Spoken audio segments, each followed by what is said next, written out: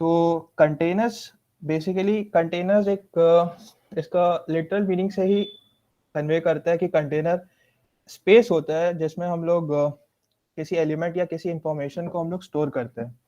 तो ये मेमोरी में अलोकेट होता है। कंटेनर के मेमोरी में अलोकेशन जो एसटीएल में डिफरेंट डिफरेंट कंटेनर्स है वो मेमोरी अलोकेशन डिफर करता है। तो जैसे जैसे एसटीएल के डिफरेंट कंटेनर्स के बारे में बात करेंगे तो उसके मेमोरी इम्प्लीमेंटेशन के बारे में भी थोड़ा बात करेंगे।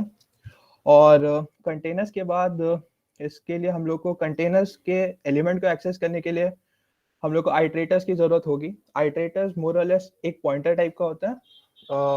उसमें क्या होता है, आइट्रेटर्स एक पर्टिकुलर डिब्बा की तरफ पॉइंट करेगा और उसके अंदर जो एलिमेंट होगा उसको हम लोग आइट्रेटर्स के थ्रू एक्सेस करेंगे। उसके बाद एल्गोरिथम्स क्या होता है बेसिकली, किसी को कुछ आइडिया?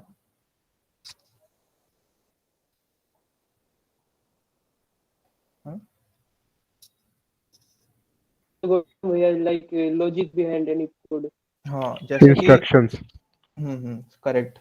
जैसे कि अगर आपको लॉजिक अप्लाई करना है अपने एलिमेंट्स पे जो आप कंटेनर में स्टोर कर रहे हो, तो उसके लिए हम लोग एल्गोरिथम्स डिफाइन करते हैं। तो अलग अलग एसटीएल के लिए अलग अलग मेथड्स होते हैं, वो भी हम लोग डिस्कस करेंगे और उसके डिफरेंट टाइम कॉम्प्लेक्सिटीज भी डिस्कस करेंगे। और फंक्शनल ऑब्जेक्ट्स तो ऑब्वियसली क्लियर है कि आप ऑब्जेक्ट बना रहे हो उस टेम्पलेटेड क्लास का। आगे बढ़ते हैं। ये थ्योरी है, फाइल ये पीपीटी शेयर हो जाएगा, पढ़ लेना। इतना जरूरी नहीं है, जितना मैं बोल दिया उतना समझ में आ गया तो फिर इसमें सब कवर्ड है। और कंटेनर्स, हाँ यहाँ पे कंटेनर्स के भी क्लासिफिकेशन होते हैं। इसमें 3 दिया है बेसिकली। अब अगर ब्रॉडली और क्लासिफाई करना तो 4 टाइप के हो सकते हैं। हम एक एक करके पढ़ेंगे। पहले हम लोग सीक्वेंशियल कंटेनर्स के बारे में पढ़ेंगे, जिसके अंदर आपका आता है एरे, वेक्टर, डेक, फॉरवर्डलेस, लिस्ट, सबके बारे में पढ़ेंगे धीरे धीरे। उसके बाद एसोसिएटिव कंटेनर्स होते हैं। एसोसिएटिव कंटेनर्स और सीक्वेंशियल कंटेनर्स, ये इनका इम्प्लीमेंटेशन जो मेमोरी का होता है ना, उस बेसिस में इसको क्लासिफाई किया गया है। सीक्वेंशियल में आपका एलिमेंट साइड बाय साइड रहते हैं और एसोसिएटिव में जो एलिमेंट्स होते हैं वो ट्री लाइक स्ट्रक्चर में स्टोर करते हैं हम लोग इन्फॉर्मेशन या डेटा को। और एक एसोसिएटिव में आपका वो ये आता है, मैप आता है, सेट आता है, मल्टी मैप, मल्टी सेट, सबके बारे में ब्रीफ इंट्रोडक्शन दिया जाएगा। मैप, मल्टी सेट ये कल पढ़ा जाएगा। सीक्वेंशियल सारा आज कवर करेंगे। कंटेनर अडेप्टर्स भी आज ही कवर करेंगे। कंटेनर अडेप्टर्स किसी को पता है कंटेनर अडेप्टर्स होता है क्या?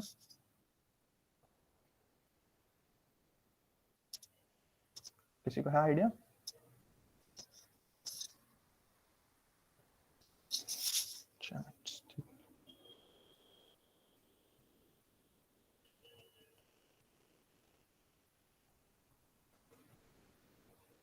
ठीक है, मैं बताता हूँ। कंटेनर अडेप्टर्स बेसिकली ये क्लासेस होते हैं जो सबसेट होते हैं कंटेनर्स के। तो मतलब ये एक्चुअली डेटा स्ट्रक्चर्स को बेसिकली इम्प्लीमेंट करने के लिए हम लोग क्लासेस को टेम्पलेटेड फॉर्म में C++ हेडर फाइल में इम्प्लीमेंट किया गया।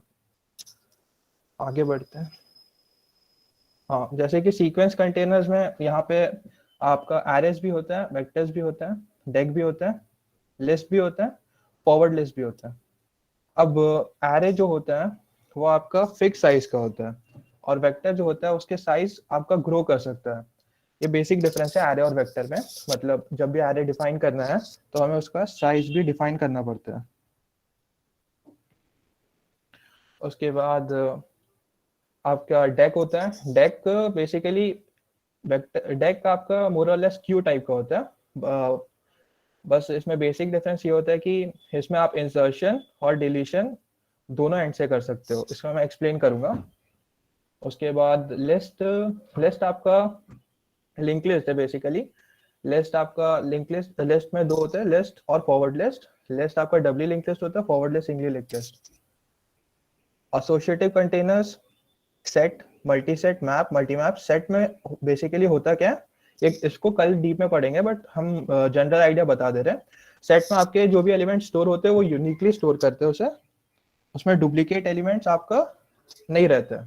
मल्टी सेट में ये होता है कि वो डुप्लीकेट एलिमेंट्स, डुप्लीकेट वैल्यूज को भी स्टोर कर लेते हैं। और इसमें ऑर्डर आपका मैटर करता है क्योंकि ये एसोसिएटिव ऑर्डर्ड कंटेनर्स है। इसी का अगर आप फर्दर क्लासिफिकेशन करोगे एसोसिएटिव अनऑर्डर्ड कंटेनर्स भी होते हैं। उसमें आपका आता है unordered set, unordered multi set, unordered map, unordered multi map. Map map is like map की तरह अगर लिटरल टर्म में समझना चाहोगे तो मैप में की होता है और एक वैल्यू होता है। तो पर्टिकुलर की का एक की यूनिक होता है मैप में और उसके करस्पॉन्डिंग एक वैल्यू होता है। वैल्यू कोई भी डेटा टाइप को अज्यूम कर सकता है, या तो वो इंटीजर को अज्यूम कर सकता है, या कोई स्ट्रिंग हो सकता है, या फ्लोट, या कुछ भी। क्योंकि ये सारे एसटीएल कंटेनर्स एक टेम्पलेटेड क्लास है, तो हमें ये आजादी है कि हम कोई भी डेटा टाइप अपने मन से डाल सकते हैं। वो हमें बार बार अलग अलग डेटा टाइप्स के लिए कोड लिखने की जरूरत नहीं है। उसके बाद मल्टी मैप होता है। मल्टी मैप में और मल्टी सेट, जैसे कि मल्टी सेट में आपके डुप्लीकेट वैल्यूज हो सकते हैं, वैसे ही मल्टी मैप में आपके डुप्लीकेट कीज भी हो सकते हैं। Particular key can have two different values. Container adapters मैंने बता ही दिया कि ये डेटा स्ट्रक्चर को इम्प्लीमेंट करते हैं using the sequence containers. Underlying object जो होता है ये सीक्वेंस कंटेनर्स ही होता है, इन्हीं में से कोई बाय डिफॉल्ट यूज करते हैं, तो उसको भी डीप में पढ़ेंगे। स्टैक क्यू और प्रायोरिटी क्यू। स्टैक जैसे कि आप रियल लाइफ एग्जांपल से रखोगे तो जैसे दिखा उसको एक्सप्लेन करूंगा मैं एक बार, वन बाय वन एक्सप्लेन करते हैं। स्टार्ट हाँ वेक्टर से स्टार्ट करते हैं। एक minute, like for people who are attending कि we know we have arrays right, and बाकी जो चीजें हैं is possible कि हम लोग उसको अपने तरफ से भी डिफाइन करें, like यूजर डिफाइन भी हो सकती है। तो कोई ये बताना चाहेगा कि why STL, हम लोग इस चीज को यूज क्यों कर रहे हैं, why?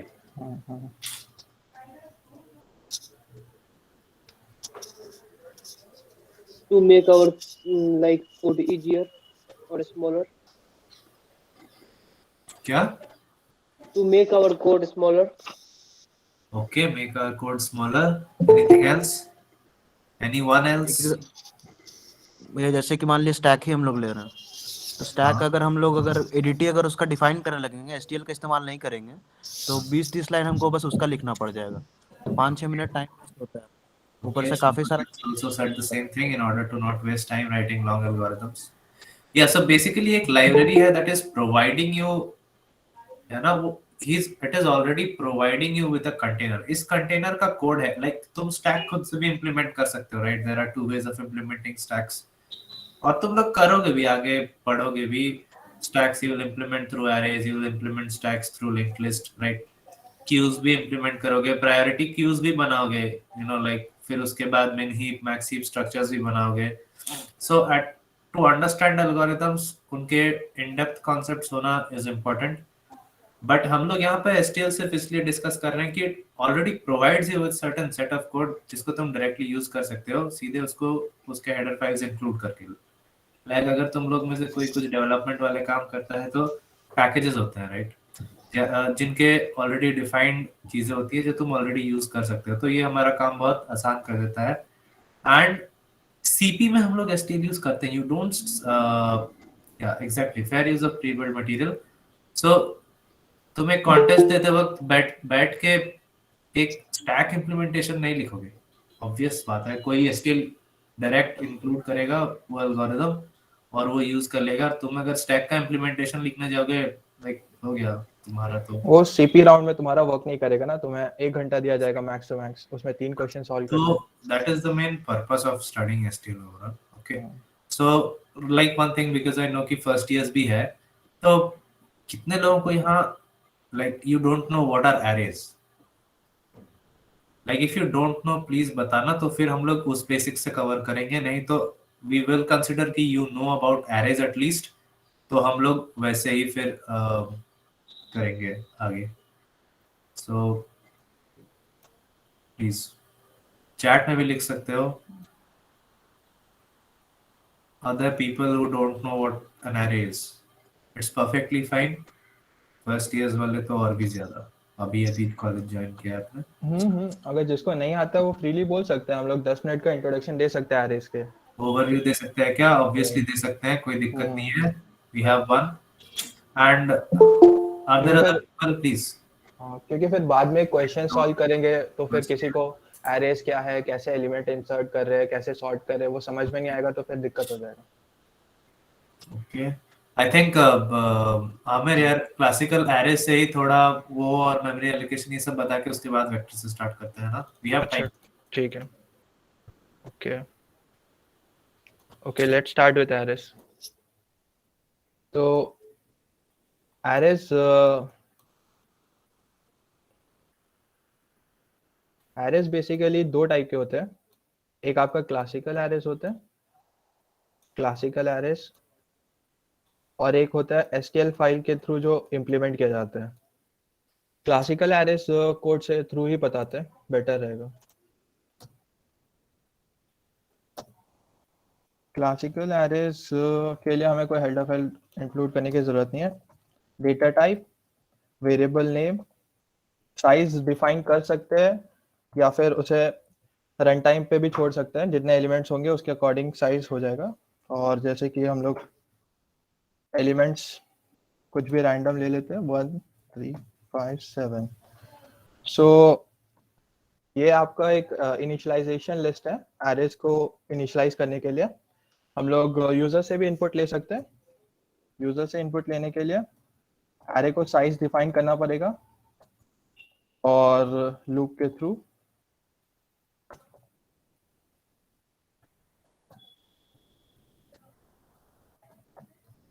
हम लोग को लेना पड़ेगा इनपुट. में एक चीज नोट डाउन करने का है कि जैसे कि अभी ये एरे यहाँ पे डिफाइन किए, यहाँ पे सारे एलिमेंट्स जो क्रिएट हुए, जैसे 5 एलिमेंट्स जो क्रिएट हुए, इनका जो वैल्यू होगा वो गार्बेज होगा. मतलब कि they will have random values. तो जब जैसे सीपी वगैरह करते हैं तो हम लोग कभी भी एरेस डिफाइन करते हैं तो हम लोग इसको सबको 0 वैल्यू पुट कर देते हैं, ताकि वो बाद में अगर कोई एलिमेंट आपका यूज नहीं भी हो तो हमें ये अपना एल्गोरिथम में दिक्कत नहीं आए. मतलब कुछ वैल्यूज अजीब सी आउट करने के टाइम कुछ वैल्यूज आपके बहुत माइनस में आ जाते हैं, -8000 ऐसे या -999, तो वो सारे गार्बेज वैल्यूज होते हैं. तो इसको ऐसे भी कर सकते हैं और इनपुट लेके ऐसे दिखा देते हैं.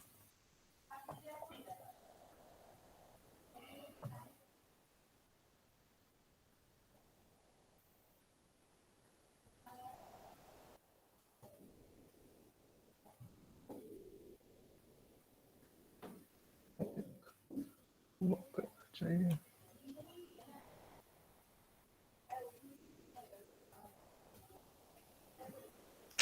शिट, यही इसका दिक्कत है. लोकल आईडी से कर लो. लोकल आईडी नहीं हो जाएगा. अच्छा. अरे कोड उड़ गया, कोई दिक्कत नहीं. उसको दिखा रहा हूँ. सबलाइम यूज कर सकते हो. हाँ मेरे पास विजुअल स्टूडियो भी है, बट उसमें बहुत सारा प्रोजेक्ट चल रहा है, उसको नया फाइल बनाना पड़ेगा. कोई बात नहीं, कर देते हैं, ज़्यादा टाइम नहीं लगेगा. मेरे को लग रहा था इसमें एक कोड उड़ जाता है.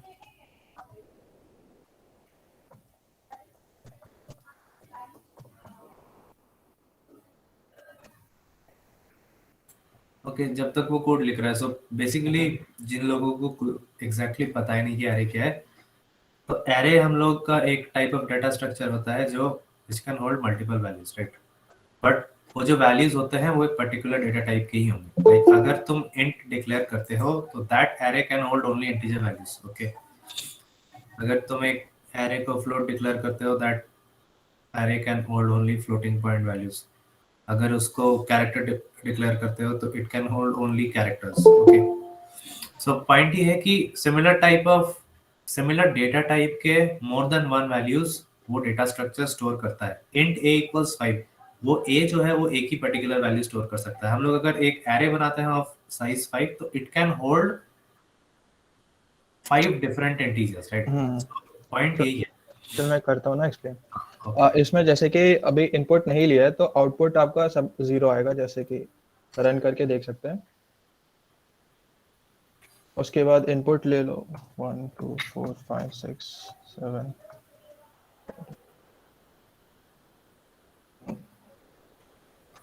कम है। कोई दिक्कत नहीं, कम नहीं है, सही है। ठीक है ठीक है। और ऐसे मतलब इनपुट ले सकते हैं, कॉमन मेथड है। इसका एक और मेथड होता है जिससे आप इसे प्रिंट कर सकते हैं, उसे बोलते हैं फॉर ईच लूप, उसे भी बता देता हूँ। I think for each loop इसमें एप्लीकेबल नहीं होगा, बेसिकली चेक कर लेते हैं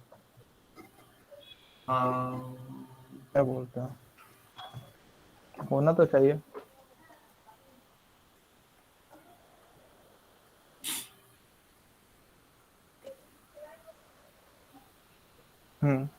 इसका मतलब ये होता है, यहाँ पे हम ऑटो इसलिए लिए है, इसका मतलब कि ये जो डेटा टाइप है वो रन टाइम में अज्यूम कर लेगा, इसके बदले इंड भी लेंगे तो यही सेम आउटपुट आएगा।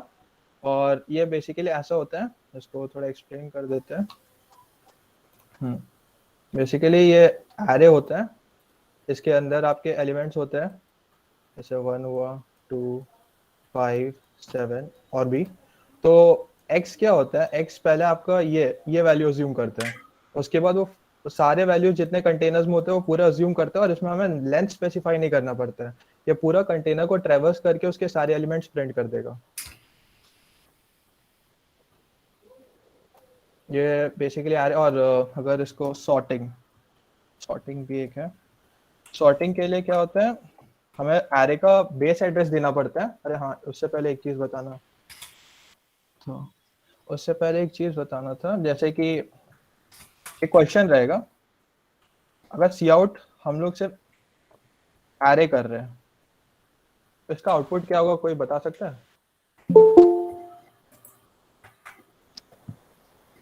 एरर आना चाहिए। एरर। और कोई? पॉइंटर का वैल्यू आएगा रैंडम, वो एड्रेस आएगा।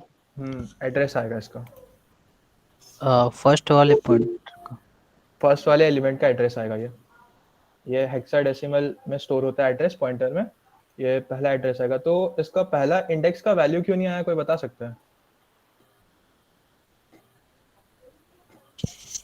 क्योंकि एड वो जो एरे का जो वेरिएबल है, मतलब ARR, वो खुद ही एक पॉइंटर है फर्स्ट एलिमेंट का, तो वो पॉइंटर एड्रेस स्टोर कर रहा है, तो वो एड्रेस पे। नहीं, एक्चुअली पॉइंटर तो नहीं है, ये तो इंटीजर टाइप है। इसमें बेसिकली बताने के लिए यह है कि जैसे कि ये क्लासिकल एरेज है, तो क्लासिकल एरेज में क्या होता है, क्लासिकल एरेज और जो टेम्पलेटेड एरेज है उसमें एक डिफरेंस होता है। क्लासिकल एरेज जो होता है, ये जो नेम हो एरे का, जो वेरिएबल नेम होगा वो आपका स्टार्टिंग एड्रेस स्टोर करता है, और अगर इसको किसी फंक्शन में पास करोगे तो भी वो इस एरे का कॉपी पास नहीं होगा, उस एरे का रेफरेंस पास होगा। एरे का रेफरेंस पास होता है।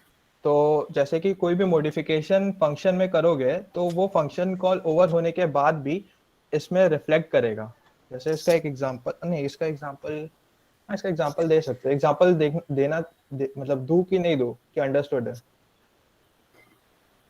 हम्म? इस चीज को जस्टिफाई करने के लिए एक छोटा सा कोड लिख देता हूँ, जैसे कि डिफाइन कर देता हूँ।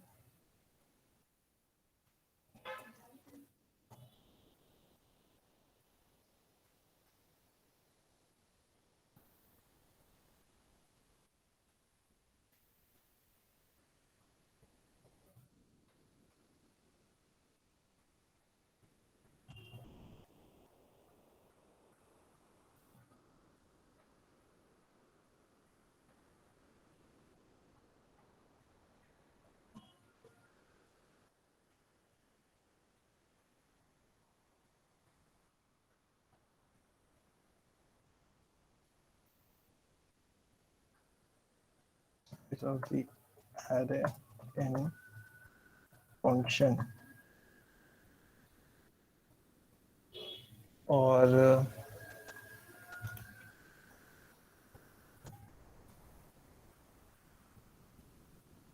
size of array in main।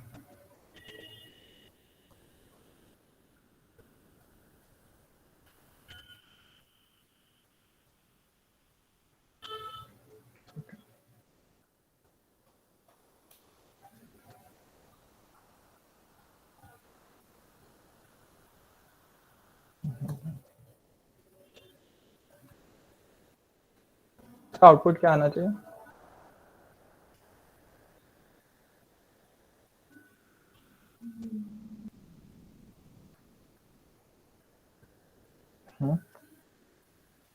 बोलना चाहे तो बोल सकता है कन्वर्ट करके। इसका आउटपुट आना क्या चाहिए?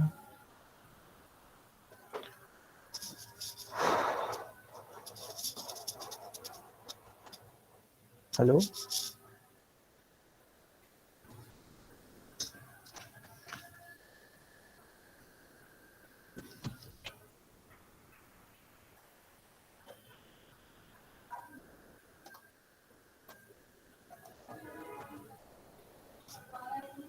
कोई बोलना चाहेगा इसका आउटपुट? 32। नहीं नहीं, इसका दो है ना, इसमें तुम्हारा यहाँ पे भी एक सी आउट है और ये भी है।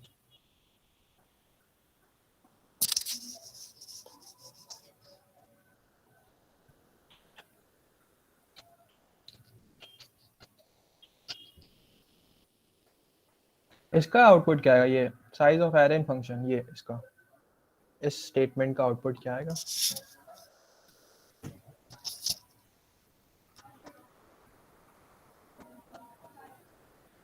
कोई भी बोल सकता है, कोई भी, अगर गलत भी होगा कोई फर्क नहीं पड़ता है, बट जो लगता है वो बोलो।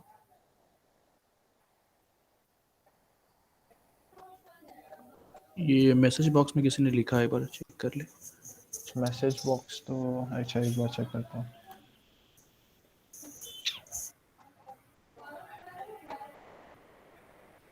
हाँ वैसे अनम्यूट करके बोल सकते हो, उसको बोलना है। 0 और 32, 0 32 32 32। अच्छा ठीक है, ठीक है, एक बार रन करके देखते हैं क्या होता है।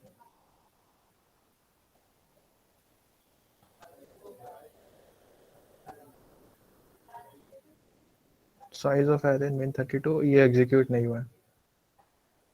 अच्छा सॉरी, ये फंक्शन यहाँ कॉल ही नहीं किया ना हमने।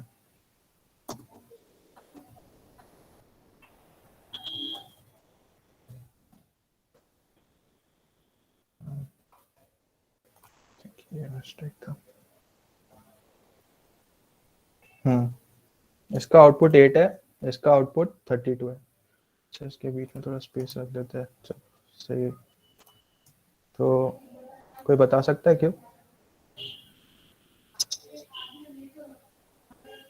पहला का आउटपुट ये वाले इस एरे का साइज 8 आ रहा है, इस एरे का साइज 32 आ रहा है, ऐसा क्यों हो रहा है? इंटीजर का जो साइज होता है वो 4 होता है और हाँ। 8 इंटीजर्स हैं उस एरे में, इसलिए मल्टीप्लाई हो गया। ये तो मेन का तो ठीक है, जस्टिफाई हो रहा है, 4 into 8 32, that is fine. But यहाँ पे 8 क्यों आ रहा है? ये साइज बता रहा है क्या एरे का? कितने एलिमेंट्स हैं?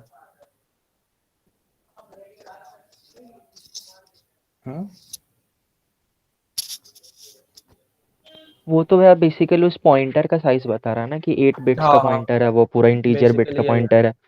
बेसिकली क्योंकि ये जब एरे पास करते हैं यहाँ पे हम लोग, तो हम लोग इसका रेफरेंस पॉइंट करते हैं, तो ये बेसिकली एक पॉइंटर है। अगर मतलब इसको ऐसे पास नहीं करो, ऐसे करोगे तो सही लिखेगा, इसमें भी वर्क फाइन करेगा। ये एक पॉइंटर है, तो ये बेसिकली ऐसा होता है, जैसे यहाँ एक्सप्लेन किया था मैंने, कि ये जब इसे किसी फंक्शन में पास करते हैं, इसे किसी फंक्शन में पास करेंगे, तो ये इसका सेपरेट कॉपी उस फंक्शन में नहीं क्रिएट होगा, ये भी इसी एरे को पॉइंट करेगा, इसका स्टार्टिंग एड्रेस को। तो जो भी चेंजेस हम इस फंक्शन में, मतलब इस फंक्शन में अगर हम इस एरे के साथ जो भी खेल खेलेंगे वो ओरिजिनल एरे में भी रिफ्लेक्ट होगा। बट ये STL कंटेनर्स जो होते हैं उनमें वो बाय डिफॉल्ट बाय रेफरेंस पास नहीं होता, वो बाय वैल्यू पास होता है। वो आगे देखेंगे वेक्टर्स में। उसको बाय रेफरेंस पास करने के लिए हम लोग एम्परसेंड साइन यूज करते हैं, मतलब रेफरेंस से स्पेसिफिकली पास करना पड़ता है, पर इसे स्पेसिफिकली पास नहीं करना पड़ेगा। और ये क्लासिकल एरेस तो बाय डिफॉल्ट बाय रेफरेंस पास होते हैं, बट जो टेम्पलेटेड एरेस होते हैं, टेम्पलेटेड क्लास के थ्रू जो डिफाइन होते हैं, उनके लिए मतलब उसका भी एक सिंटैक्स बता देता जल्दी से। वैसे हम लोग ज्यादातर तो क्लासिकल एरेस ही यूज करते हैं। भैया एक ज्यादा डाउट है, हाँ, बोलो। जैसे कि जो पॉइंटर हम लोग पास किए एरे का ARR किए हैं, तो उसका 8 क्यों वैल्यू आएगा? इंट का है तो 4 ना होना चाहिए, 4 इस सेंस में कि ये एरे है, हम बताए ना यहाँ स्टार्टिंग में ही, ये जब हम सी आउट ARR किए थे कहीं पे, वो शायद मिटा दिए वो, ये बेसिकली कहाँ गया मेरा, हाँ, ये जो एरे होता है ये तुम्हारा ये एलिमेंट्स या ये ऑब्जेक्ट को स्टोर नहीं करता, ये नेम का मतलब ही होता है कि ये एड्रेस स्टोर कर रहा है कुछ हेक्साडेसिमल में, वो उसका साइज 8 बाइट होता है, तो ये भी एड्रेस को ही पॉइंट कर रहा है।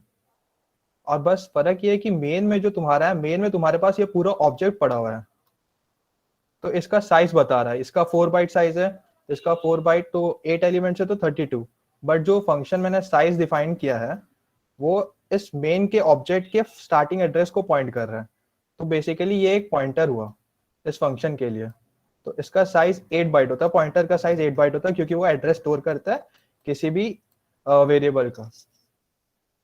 क्लियर हुआ या फिर कुछ डाउट और?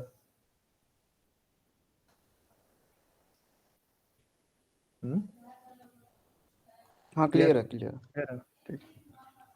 और ये टेम्पलेटेड एरेज जो एसटीएल प्रोवाइड करता है, उसका सिंटैक्स होता है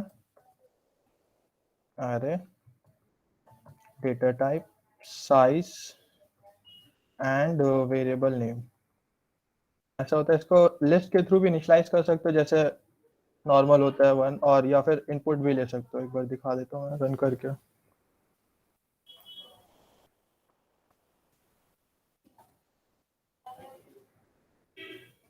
हाँ, इसमें ये होगा कि जब इसे पास करेंगे तो इसको पास करने का तरीका होता है, लिखना पड़ता है कि कौन सा क्लास पे है। अरे int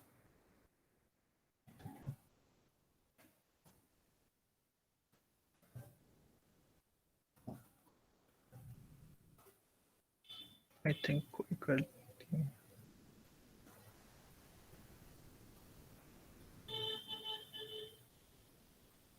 यहाँ पे साइज ऑफ एरे फंक्शन में 20, इस सेंस में यहाँ पे फंक्शन में साइज ऑफ एरे 20 बता रहा है। ये समझ आया? रन टाइम एरर आया कुछ तो। साइज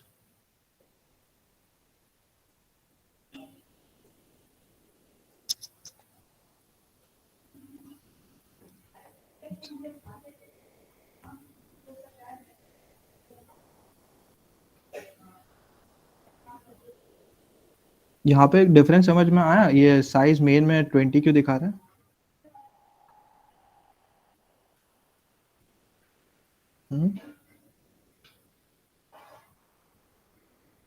कोई भी बोल सकता है अगर किसी को समझ में नहीं आया तो।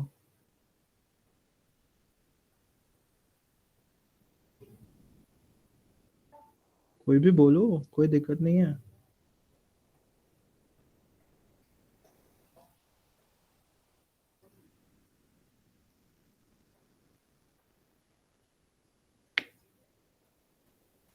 हेलो, किसी को कुछ डाउट है तो पूछो। ये मेन में क्यों 20 दिखा रहा है इधर?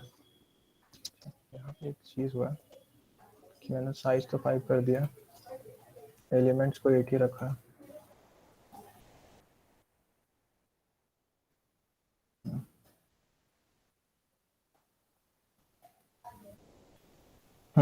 दोनों जगह 20 दिखा रहा है साइज, ऐसा क्यों हो रहा है यहाँ पे? भैया पास बाय वैल्यू।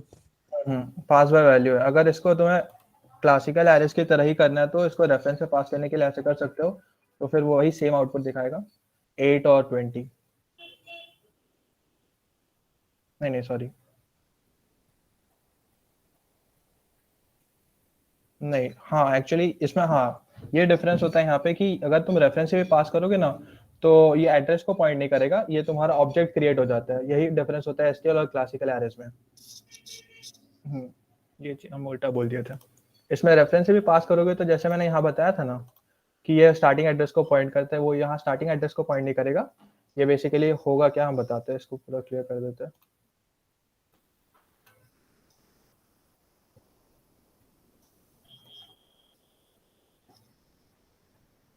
इसका डिफरेंस जान लो।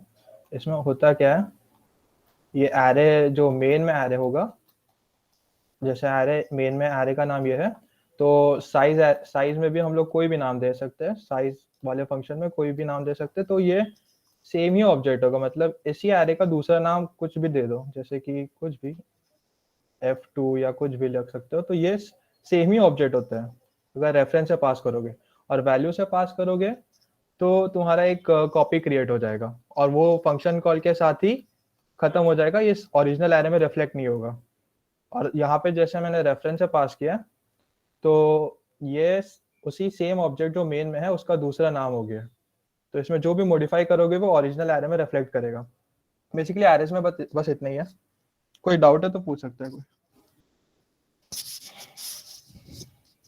नहीं तो फिर आगे बढ़ते वेक्टर्स भी पढ़ाना है।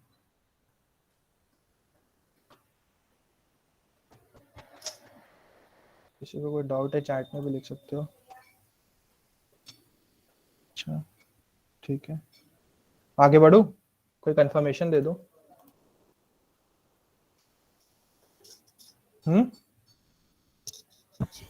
अच्छा भैया, पूछो पूछो। इससे पहले जो आपने किया था वो एरे जो पास किया था हमने साइज वाले फंक्शन में, तो वो एरे तो फर्स्ट वाला जो एलिमेंट होगा उसको वो पॉइंट करेगा। वो क्लासिकल एरे था, ये तुम्हारा हाँ, टेम्पलेटेड क्लासिकल है। एरे की बात कर रहा हूँ मैं। तो वो क्लासिकल उसमें जो फर्स्ट वाला पॉइंटर है, मतलब फर्स्ट वाला एलिमेंट को जो पॉइंट कर रहा, तो उसका साइज मतलब वो तो एक ही एलिमेंट है, तो 4 बाइट प्रिंट होना चाहिए ना, मतलब वही फर्स्ट 8 वाले क्यों हो? एलिमेंट को पॉइंट करना मतलब ये होता है कि यहाँ पे बता, फर्स्ट वाले एलिमेंट के एड्रेस को पॉइंट कर रहा है। जैसे हाँ। यहाँ पे कोई एलिमेंट होगा ना, जैसे 1 है तो इसका कुछ एड्रेस होगा हेक्स में, मान लो 100 है, तो वो इस 100 को पॉइंट कर रहा है, मतलब उसके अंदर ये वैल्यू ये है। मैंने प्रिंट करके दिखाया था ना मेन में, जब मैंने सी आउट एरे किया था तो पहला ये वैल्यू प्रिंट नहीं हुआ था, ये एड्रेस प्रिंट हुआ था, दिखाया था ना, देखे थे ना। हाँ हाँ ठीक तो है। ये एड्रेस का जो स्टोर करता है ना पॉइंटर, उस पॉइंटर का साइज 8 बाइट्स होता है। ओके भैया। और किसी को कुछ डाउट? और ये एसटीएल में ऐसे कि हम लोग एरे जो किए हैं, मैं तो पहली बार देख रहा हूँ क्योंकि इसका यूज कोई करता नहीं है। हाँ कोई करता नहीं क्योंकि ज्यादा डिफरेंस नहीं है। वही कि फायदा क्या है इसको करके? उसका फायदा ये है कि इसमें पास बाय वैल्यू कर सकते हो, उसमें पास बाय वैल्यू नहीं होगा। अच्छा समझ गया।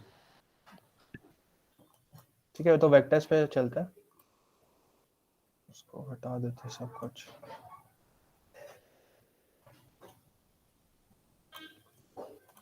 वेक्टर्स में बेसिकली, हाँ वेक्टर्स में ये स्लाइड, वेक्टर्स बेसिकली ये होता है कि एरेस की तरह ही होता है, बट इसमें क्या होता है, बैक साइड से हम ऐसे ग्रो कर सकते हैं। Grow in a sense means हमें साइज स्पेसिफाई करने की जरूरत नहीं है पहले से, ये अपने आप ग्रो होगा। इसका मेमोरी एलोकेशन भी देखेंगे। पहले वेक्टर का सिंटैक्स, यहाँ पे वेक्टर का सिंटैक्स वेक्टर होता है, मतलब जो क्लास हेडर फाइल में इंक्लूड कर रहे हैं, प्लस ये टी टेम्पलेटेड क्लास, मतलब कोई भी डेटा टाइप स्टोर कर, मतलब कोई भी डेटा टाइप हम लोग दे सकते हैं, उसके बाद ये उसका ऑब्जेक्ट बना दिया हम लोग ने। तो ऐसे डिक्लेयर करने से ये वेक्टर एम्प्टी होता है, एम्प्टी वेक्टर। और इसमें वेक्टर में एक चीज ध्यान नहीं देते होंगे, बहुत लोग नहीं देते हैं, जैसे एम्प्टी वेक्टर और इसमें वेक्टर में दो होता है। हाँ यहाँ पे ना कैपेसिटी, कैपेसिटी ये दिखाता है कि कितना मेमोरी एलोकेट हुआ है उस वेक्टर पे, और साइज ये दिखाता है कि उसमें कितना एलिमेंट्स है।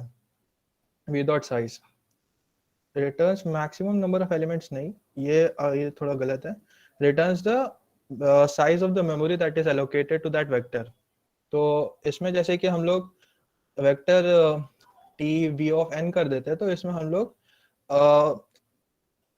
ये एन मेमोरी एलोकेट कर दिया, मतलब एन कोई भी वैल्यू हो सकता है, 5 7 कोई भी, तो इतना मेमोरी हम लोग उसको एलोकेट कर देते हैं। उसके बाद हम लोग ऐसा, अगर हम लोग ये करते हैं ना, तो इसमें बाय डिफॉल्ट सारे वैल्यूज 0 फिल हो जाते हैं। और इसमें अगर हम लोग कोई पर्टिकुलर वैल्यू फिल करना है एन कंटेनर्स में, जो एन ब्लॉक्स बनेंगे, तो हम लोग कोई पर्टिकुलर वैल्यू भी फिल कर सकते हैं। और उसके बाद यहाँ पे हम लोग किसी दूसरे वेक्टर या एरे से कॉपी भी कर सकते हैं एलिमेंट्स को किसी तीसरे वेक्टर पे।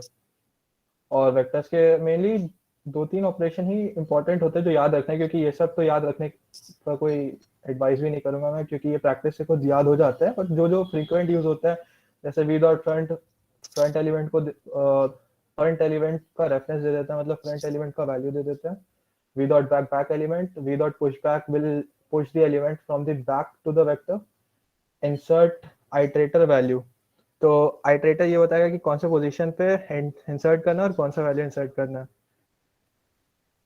देखिए हाँ, उसके बाद पॉप बैक मतलब आपको रिमूव करना है। तो इसमें एक्चुअली इसमें ये होता है कि वेक्टर और डेक, अभी डेक उसके बाद जो पढ़ेंगे, वेक्टर में क्या होता है, जो भी जैसे हम बताते हैं यहाँ पे क्लियर कर देता हूँ इसको।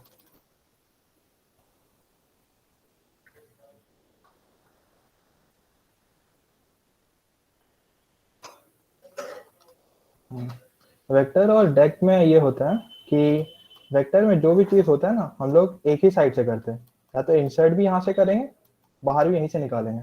बट डेक में क्या होगा, हम लोग के पास थोड़ा यूजर इंटरफेस थोड़ा ज्यादा फ्रेंडली हो जाता है। हम लोग एंटर यहाँ से भी कर सकते हैं, यहाँ से भी निकाल सकते हैं, एंटर आगे से भी कर सकते हैं, यहाँ से भी निकाल सकते हैं। तो इसलिए कभी कभी डेक भी ज्यादा, पर डेक का हाँ डेक भी यूजफुल हो जाता है जब हम लोग को, मतलब डेक तब यूजफुल होता है जैसे कि कोई प्रॉब्लम, उस प्रॉब्लम डिस्कस करेंगे तो ज्यादा क्लियर होगा। जहां हम लोग को विंडो को जैसे कोई एलिमेंट पे हम लोग को काम करना है, विंडो को हम लोग को दोनों तरफ से बढ़ाना या घटाना होता है, तो वैसा प्रॉब्लम्स में डेक बहुत यूजफुल होता है। अभी वेक्टर पढ़ रहे हैं, वेक्टर में यहाँ से ही इंसर्ट करेंगे, यहाँ से ही पॉप आउट करेंगे। इंसर्ट होता है वी डॉट पुश बैक और ये होता है वी डॉट पॉप बैक। इस दोनों ऑपरेशन कांस्टेंट टाइम में हो जाते हैं। हाँ तो वेक्टर इसमें एक बार सिंटैक्स और बना के दिखा देते हैं जल्दी से, टाइम कम है। तो एक्चुअली देखो, सारे हेडर फाइल्स को हम लोग इंक्लूड कर सकते हैं, सारे एचटीएल को, using this header file bits stdc++.h। But मैं ये यूज इसलिए नहीं कर रहा हूँ कि कभी कभी कोडिंग कंपटीशन में क्या होता है कि ये वाला हेडर फाइल को वो लोग डिसेबल करके रख देते हैं, तो इंडिविजुअल हेडर फाइल्स भी याद रहे तो बेटर है, क्योंकि तब हम लोग ये नहीं चाहते कि हम लोग को आता है सब बट हम लोग को याद ही नहीं है, तो सॉल्व नहीं हो पा रहा है कोई भी एचटीएल यूज करके। इसलिए तो वेक्टर हैशटैग इंक्लूड वेक्टर, इसको डिफाइन करने के तरीके, vector data type, object name, जैसे जैसे ये है, ये डिफाइन किया। इसमें दो चीज मेरे को दिखाना, हाँ मेरे को एक चीज और बताना था वेक्टर में, पहले यहाँ दिखा देता हूँ फिर एक्सप्लेन कर देता हूँ। दो फंक्शन होता है, साइज और एक होता है कैपेसिटी। कैपेसिटी मेमोरी एलोकेशन बताता है वेक्टर का, ठीक है। जैसे अभी ये इसमें कुछ एलिमेंट्स नहीं है, कोई साइज डिफाइन नहीं है, तो इसका आउटपुट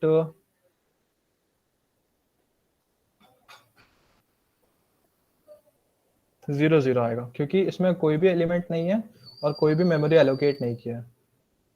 अब जैसे कि 5 एलिमेंट्स डाल दिए, ईच ऑफ वैल्यू 10, तो साइज और कैपेसिटी सेम होगा।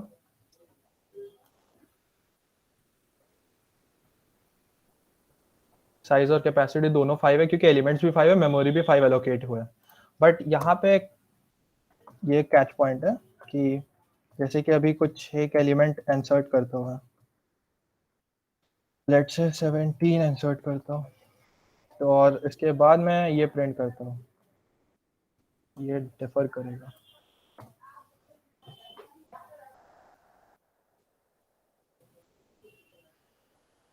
ये डिफर किया, ये क्यों किया, कोई एक्सप्लेन कर सकता है?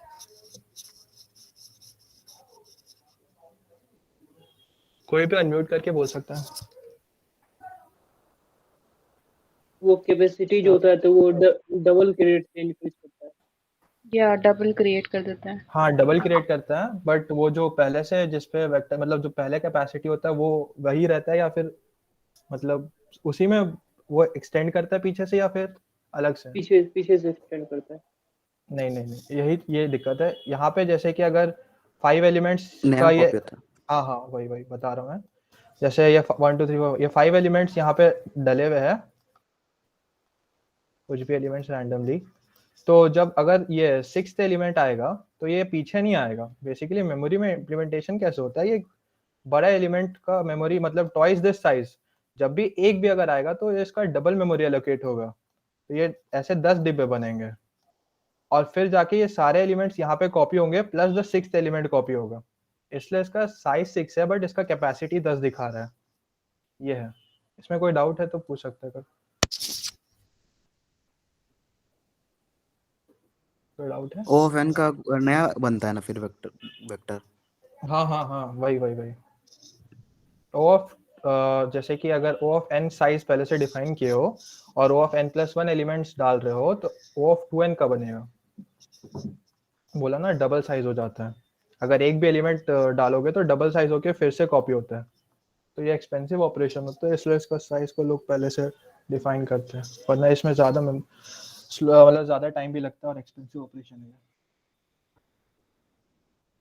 कोई डाउट? कोई डाउट है?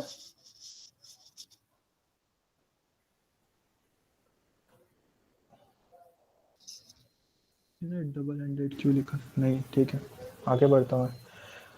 वेक्टर में बेसिकली ये पुशबैक और पॉप और प्रिंट और सॉर्ट, ये बेसिकली हम लोग ये कवर करेंगे। पुशबैक कर दिया, कुछ और एलिमेंट्स पुश कर देता हूँ।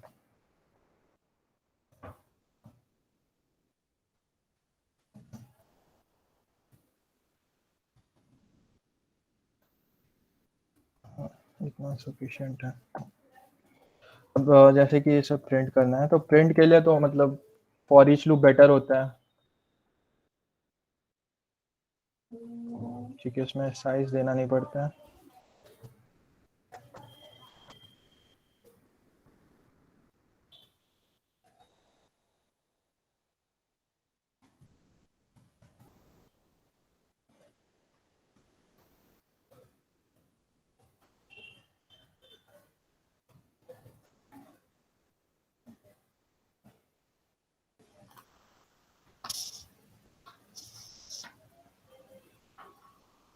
सारे एलिमेंट्स प्रिंट हो गए।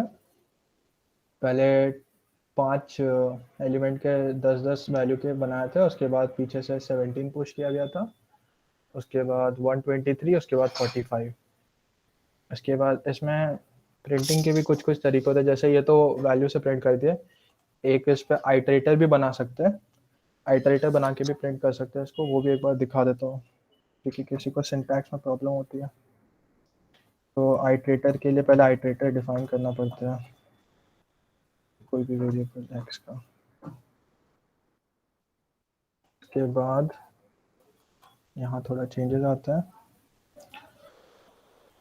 यहाँ पे होगा x will point to the, हाँ ये चीज़ भी बता दूँ इसी के साथ, v dot begin x not equal to v।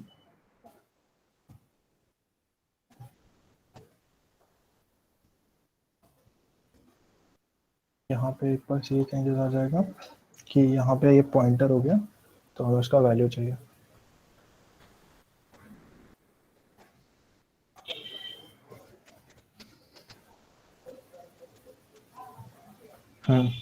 तो ये वाला सिंटैक्स क्लियर है सबको, या किसी को क्लियर नहीं है तो बताओ, पूरा एक्सप्लेन कर दूंगा मैं, ये थोड़ा नया होता है। एक बार कर दो भैया। हाँ देखो इसमें क्या होता है, इसके लिए सबसे पहले हम लोग को आइटरेटर हम लोग डिफाइन करते हैं। आइटरेटर इसमें नेक्स्ट स्लाइड ही ले लेता हूँ, बेटर है।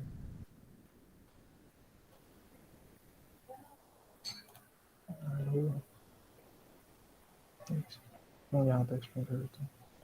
हाँ आइटरेटर इस सेंस में ये होता है कि जैसे वेक्टर है तो यहाँ पे ये आइटरेटर डिफाइन किया, मतलब आइटरेटर के लिए तुमको ये किस कंटेनर के लिए आइटरेटर डिफाइन करो, जैसे अगर स्टैक के लिए भी आइटरेटर का यही सिंटैक्स होता है बट यहाँ पे स्टैक आ जाएगा। और आइटरेटर ये कीवर्ड है आइटरेटर, और ये जो वेरिएबल नेम तुम उस आइटरेटर को दे रहे हो, तो ये आइटरेटर x है, x तुम्हारा v डॉट बिगिन मतलब ये स्टार्टिंग पोजीशन को पॉइंट कर रहा है, मतलब इसके एलिमेंट को नहीं बट ये लोकेशन को पॉइंट कर रहा है। यहाँ पे कोई पर्टिकुलर एलिमेंट होगा लेट्स से 20, तो ये इसके लोकेशन को पॉइंट करता है। तो मैंने ये लूप चलाया x equal to v dot begin से, जैसे वो for int i equal to 0 होता है सेम है, बट यहाँ पे लिखा x is not equal to v dot end, तो वी डॉट एंड बेसिकली ये लास्ट वाला नहीं होता है, ये इसके नेक्स्ट टू लास्ट होता है, इसे पॉइंट करता है। मतलब ये जब तक इस तक नहीं आ जाता, अगर इस तक आ जाएगा तो मेरे को प्रिंट नहीं करना है, तो वो फॉर लूप एग्जीक्यूट नहीं होगा वहां तक x not equal to v dot end. और फिर हम लोग लीनियरली इंक्रीज कर रहे हैं, और ये जैसे कि पॉइंटर है तो हम लोग को इसको डी रेफरेंस करना पड़ता है, मतलब वैल्यू, हमें वैल्यू चाहिए इस कंटेनर का, ना कि इसका लोकेशन चाहिए, तो इसलिए हम लोग एस्ट्रिक्स लगाते हैं। वो पॉइंटर एक्चुअली पॉइंटर पता नहीं होगा बहुत लोग को, बट डी रेफरेंस करना पड़ता है वैल्यू के लिए, और अगर एड्रेस चाहिए होता है तो एम्परसेंड ये होता है। डाउट है तो बोलो, फिर से एक्सप्लेन कर दूंगा।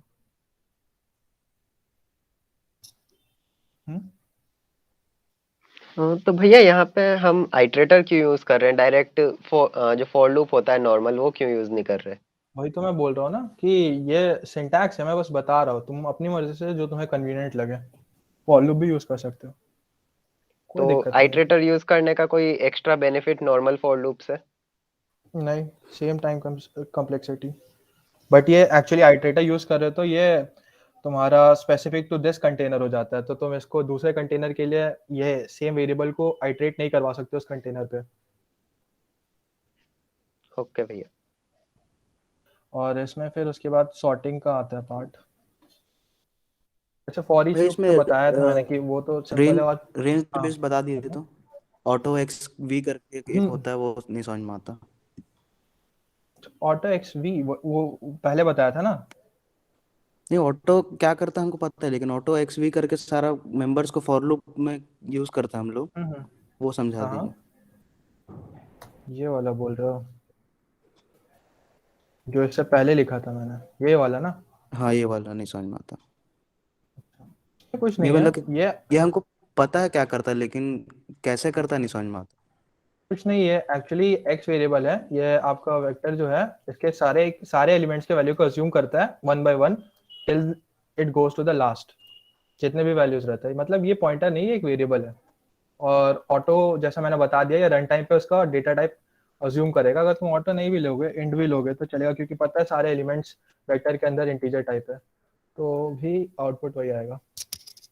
वो वैल्यूज को अज्यूम करता है पूरे कंटेनर में, जितने वैल्यूज है वन बाय वन वही रहता है। समझ गया। इसको हटाते हैं, iteration part over. Now sorting देखते हैं। सॉर्ट के लिए, सॉर्ट भी एक एसटीएल एल्गोरिथम है, ये इसका हेडर फाइल शायद एल्गोरिथम में इंक्लूडेड होता है। हैशटैग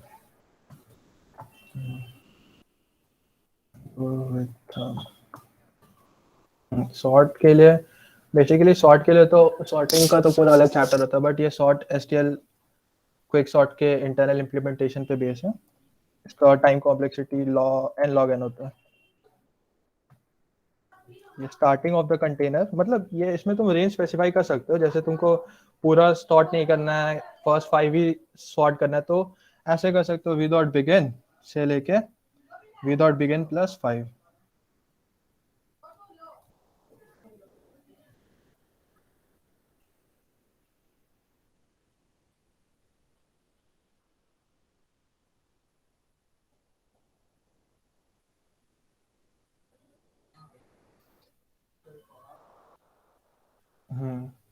तो ये सॉर्ट से पहला 5 एलिमेंट को किया, क्योंकि पहला 5 सारे 10 है, तो फिर कोई सेंस नहीं बनता। तो मैं इसको ऐसे करता हूँ, 5 से लेके n तक सॉर्ट कर देता हूँ।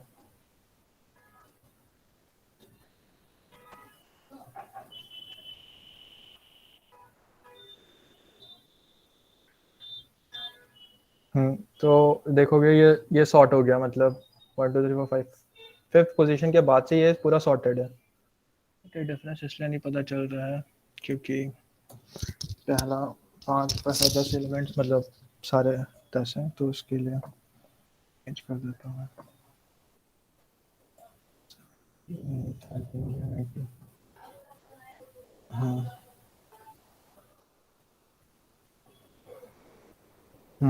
तो मतलब ये इस रेंज में सॉर्ट हुआ है, इस रेंज में सॉर्ट नहीं हुआ है, ये सॉर्ट का होता है। और ये सॉर्ट इसमें भी एक चीज़ है, बता देने से सही रहेगा। इसमें जैसे कि बाय डिफ़ॉल्ट ये इंक्रीजिंग ऑर्डर में सॉर्ट करता है। जैसे अगर पूरा वेक्टर को सॉर्ट करना है तो बस वी डॉट बिगिन से लेके वी डॉट एंड ये सॉर्ट कर देगा इंक्रीजिंग ऑर्डर में पूरे वेक्टर को। पूरे वेक्टर को इंक्रीजिंग ऑर्डर में सॉर्ट कर दिया। अगर इसको डिक्रीजिंग ऑर्डर में सॉर्ट करना है तो एक होता है, या तो ग्रेटर इंट यूज कर सकते हो, ग्रेटर इंट करके एक कंपैरेटर क्लास है, डिक्रीजिंग ऑर्डर में सॉर्ट कर देता है। या तो फिर तुम इसके जगह अपना एक कस्टम कंपैरेटर भी बना सकते हो खुद से, जो तुम खुद डिसाइड कर सकते हो। जैसे कंपेयर, ये बूल वैल्यू रिटर्न करता है, मतलब ट्रू और फॉल्स। इसको भी मैं एक्सप्लेन कर दूंगा। दो वैल्यूज को कंपेयर करेगा। जैसे हम लोग को a लेस देन b, मतलब ये क्या करेगा, सारे जो मतलब एलिमेंट्स होंगे वेक्टर में, जो दो एलिमेंट जो होंगे उनको इस क्राइटेरिया के बेसिस पे सॉर्ट करेगा, that is a less than b।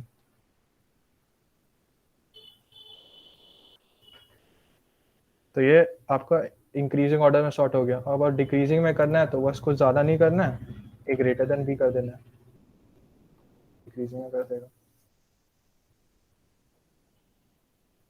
Decreasing में हो गया। बस इसमें इतना ही। कुछ डाउट है तो पूछ लो, कोई भी डाउट हो पूछ सकते हो। वेक्टर्स में तो बस इतना ही है। उसके बाद क्वेश्चंस देखते हैं, थोड़ा बहुत थ्योरी हो गया। कोई डाउट है या फिर क्वेश्चंस पे चले? एक्सप्लेन करते हैं। कोई बोल सकते हैं अनम्यूट करके? नहीं भाई डाउट नहीं है। नहीं ना, ठीक है। तो क्वेश्चंस पे चलते हैं। क्वेश्चंस मैं पोस्ट करूंगा चैट पे।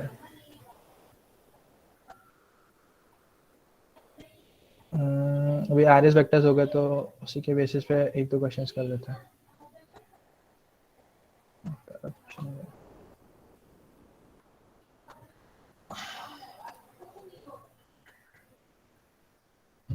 क्वेश्चन पोस्ट कर दिया, पढ़ लो।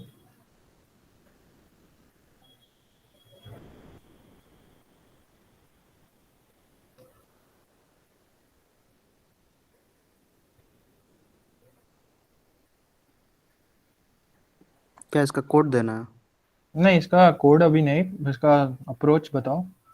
पढ़ो क्वेश्चन।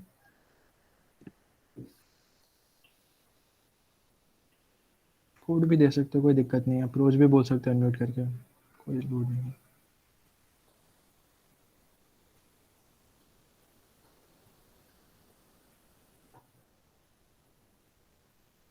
पहले ब्रूट फोर्स बता दो, जिसको भी मतलब समझ में आ गया क्वेश्चन, और जिसको समझ में नहीं आया वो भी बोल सकते हो, मैं एक बार एक्सप्लेन कर दूंगा।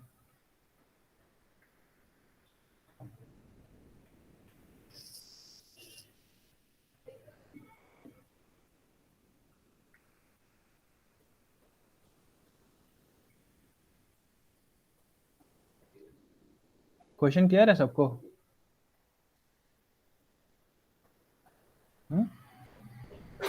हेलो भैया, दो लूप चलाएंगे इसमें, और एक लूप में तो हम पहले नंबर को स्टोर कर लेंगे और उसे वो दूसरे लूप में बाकी के फिर नंबर को दोबारा से चलाएंगे और देखेंगे क्या ये जो टारगेट है जो हमारा सम है उसके इक्वल है, तो कर देंगे कि ये दो नंबर है, नहीं तो फिर वो बार बार आगे चेंज होता रहेगा नंबर।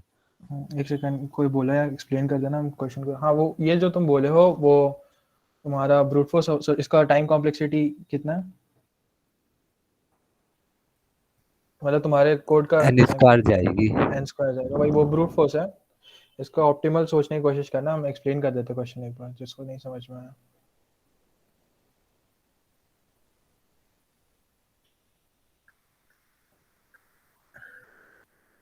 एक सेकंड।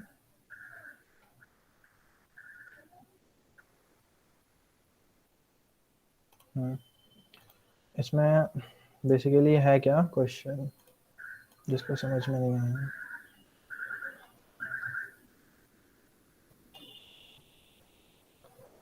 क्वेश्चन ये बोल रहा है कि एक एरे है जिसमें n एलिमेंट्स है, जो कि सॉर्टेड नहीं है, किसी भी ऑर्डर में।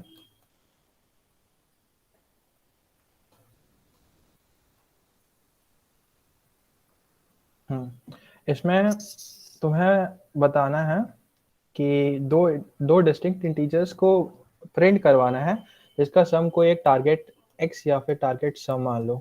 जैसे यहाँ पे इस केस में टारगेट सम 16, x का वैल्यू 16 मान लो, तो ये 15 है और एक 1 है, तो 15 plus 1 is equal to x है। तो ये फाइंड आउट करना है, ये दो डिस्टिंक्ट इंटीजर, मतलब इस सेंस में कि ऐसे पेयर सिर्फ यूनिक है, मतलब एक ही है। इसमें अज्यूम लिखा हुआ क्वेश्चन में, शायद क्या लिखा हुआ, assume only one such pair is present, we have to find the two distinct integers that can pair up to form the target sum. Question clear हो गया होगा आई गेस।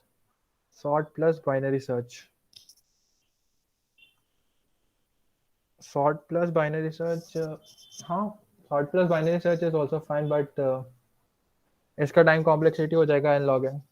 तो O ऑफ n में बनेगा, लेकिन अब unordered set पढ़े कहाँ अभी? नहीं पढ़े है, बट उसको उससे भी कर सकते हैं। हाँ अनऑर्डर सेट नहीं पढ़े, बट ठीक है बता दिया जाएगा। सॉर्ट प्लस बाइनरी सर्च, ठीक है, जो अनऑर्डर्ड सेट से भी पता है जिसको तो बोल सकता है, एक्सप्लेन कर देंगे।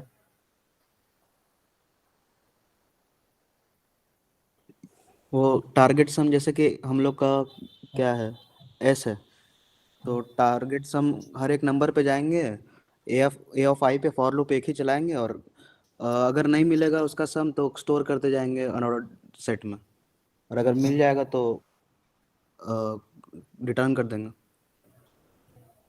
तो इंसर्ट पहले इंसर्ट करोगे फिर चेक करोगे, या फिर पहले चेक नहीं, करोगे पहले फिर चेक करेंगे, पहले चेक करेंगे फिर इंसर्ट करेंगे। चेक करेंगे अगर उसका जैसे मान लिया 3 है, 3 है मेरा टारगेट सम और पहला वाला 1 है, तो 1 ए ऑफ 0 1 था, तो मैं चेक किया कि 2 है कि नहीं अभी अनऑर्डर सेट में।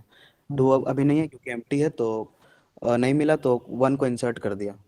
ऐसे ही हर बार जाते हैं। हम इसका मतलब अनऑर्डर्ड सेट वाला अप्रोच बाद ही में डिस्कस करते हैं, क्योंकि वो अनऑर्डर्ड सेट कवर नहीं हुआ, बट जो मोस्ट कॉम्प्लेक्स मतलब most convenient according to the theory that is covered is sort plus binary. तो पहला ब्रूट फोर्स जो बताया कि लूप चला देंगे i इक्वल टू, पहला है कि लूप चला देंगे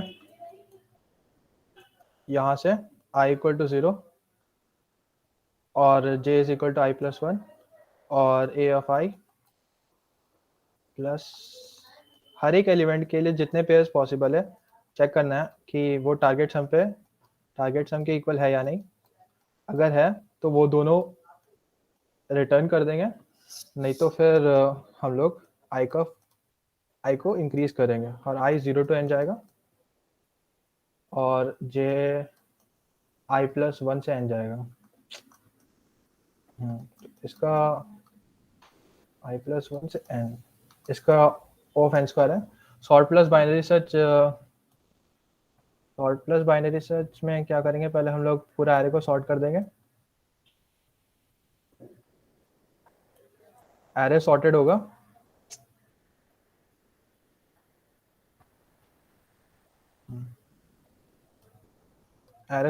इसका मतलब हमें पता है कि ये वाला यहाँ के एलिमेंट्स वैल्यू में कम होंगे compare to the elements that are present at the back. तो जैसे कि एलिमेंट्स क्या लिया था, किसी को याद है? छोड़ो, जो भी होगा इसी से बता देता हूँ। जैसे कि यहाँ से स्टार्ट करेंगे, सॉर्ट है हमारा, 2 से स्टार्ट किया, 2 के बाद अगर कोई x टारगेट सम मान लो मेरे को 2 + 7 9 इज द टारगेट सम, 9 नहीं बोल सकते, 2 + 13 या 13 is the target sum. So 2 से स्टार्ट किए, हम लोग बाइनरी सर्च लगाएंगे remaining part of the array except this element, और कोई भी एलिमेंट को फाइंड करने के लिए, जैसे इसके प्रीवियस सेशन में बाइनरी सर्च एक्सप्लेन हो गया था, किसी को भी फाइंड करने के लिए log n टाइम लगेगा।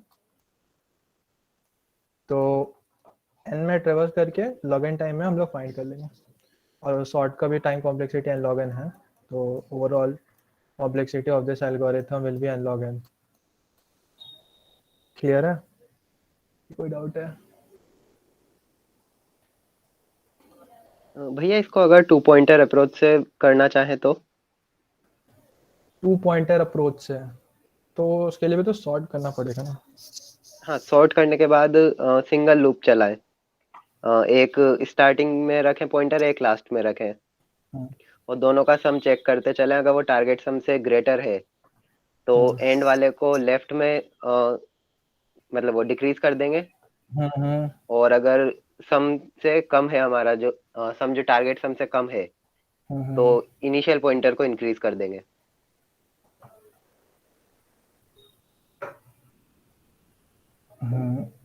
बट उसका भी टाइम कॉम्प्लेक्सिटी सेम ही होगा। हाँ, टाइम कॉम्प्लेक्सिटी सॉर्ट की वजह से n log n हो जाएगा। क्योंकि सॉर्ट तो करना ही पड़ेगा। हाँ, किसी को डाउट है तो पूछ सकते हैं।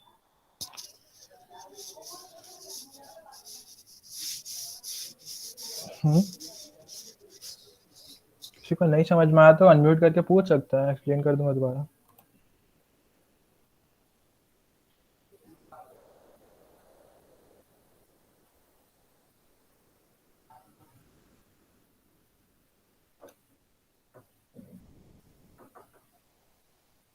हाँ भैया ठीक है।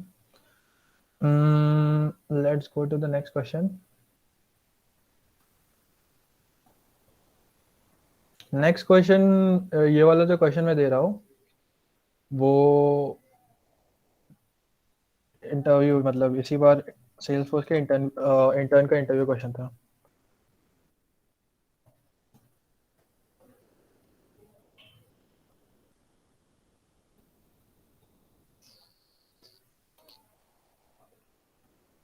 ठीक है।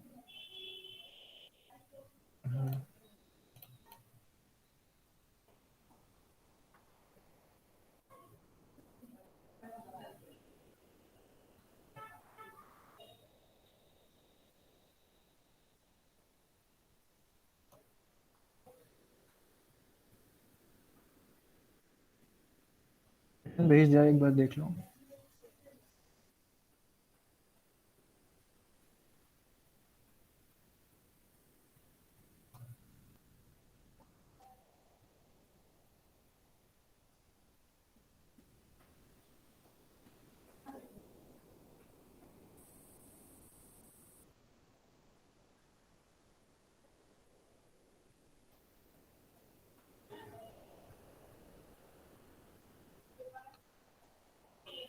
इसका सैंपल की भेज दे रहा हूँ।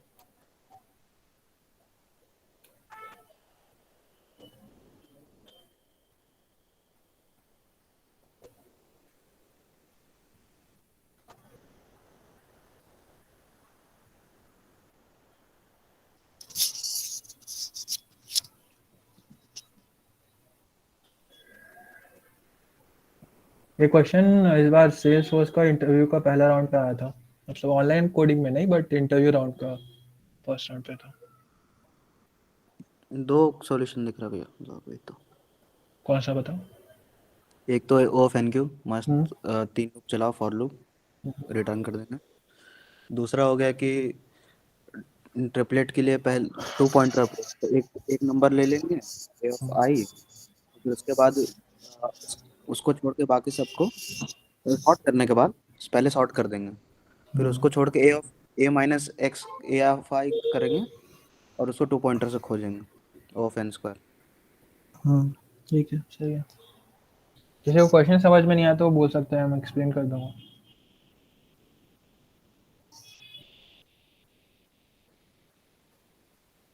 चैट में भी लिख सकते हो जिसको क्वेश्चन समझ में नहीं आया।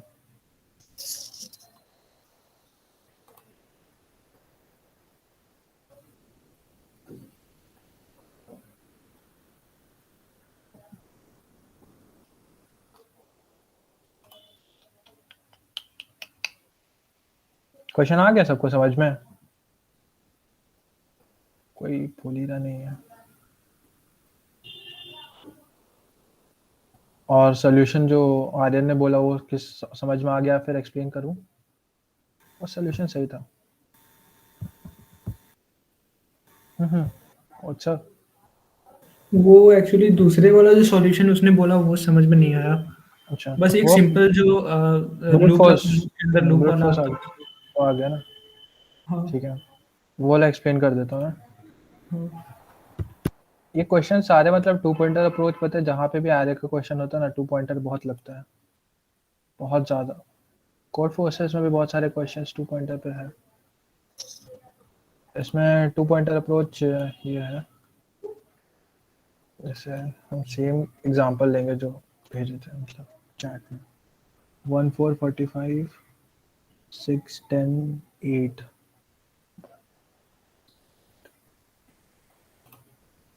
1 4 45 6 10 8 n is 6 क्या दिया हुआ है,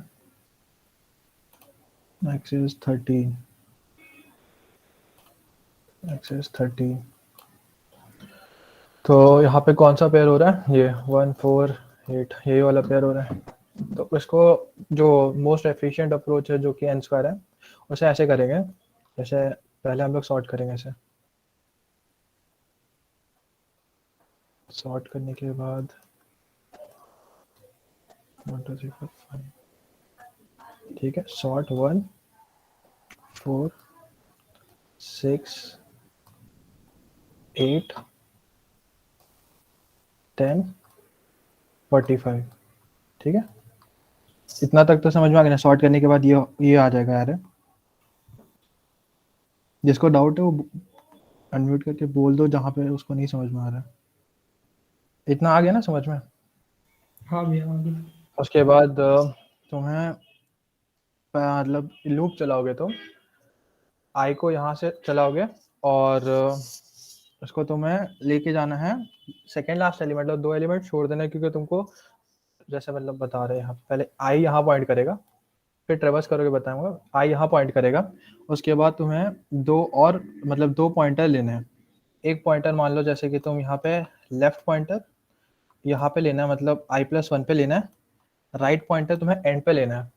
तो तुम्हें क्या करना है, जैसे कि इसका वैल्यू 1 है and your target is 13, so you need 30 -1 in the remaining part of this array, you need 12 basically. So ये 12 को तुम्हें सर्च करना है इस 2 पॉइंटर की मदद से, एल और आर। तो तुम पहले 4, जैसे ये सॉर्टेड है तुम्हें पता है, पहले तुम लूप चलाओगे।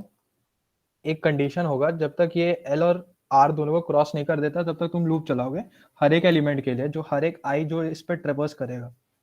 तो पहले तुम देखोगे तुम्हें 12 चाहिए and your first some is that is ARR of L plus R is 49, so it is greater than what you require. So you know that the elements towards this side, towards the left of R, are smaller, so you will decrement this pointer, you will go to this and then you will check if that sum is equal to what you require.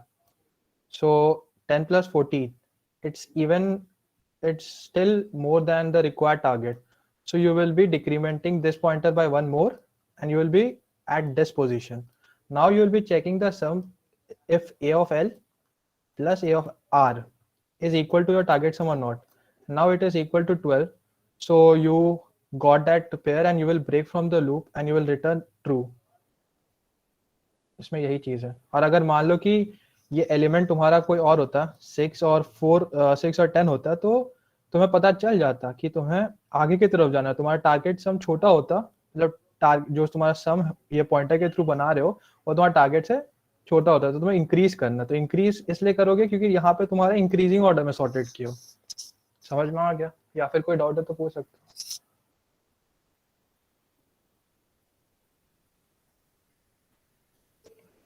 किसी को कोई doubt है इसमें तो बोलो, हम फिर से पूरा एक्सप्लेन कर दूंगा। बट इतना तो है कि समझ के जाओ, क्योंकि फिर इंटरव्यू में आ जाएगा, फिर बोलोगे कि ऐसा बताया था और उस टाइम नहीं कर पाओ, क्योंकि ये क्वेश्चन था सेल्सफोर्स के इंटरव्यू में था, वो भी पहले राउंड पे।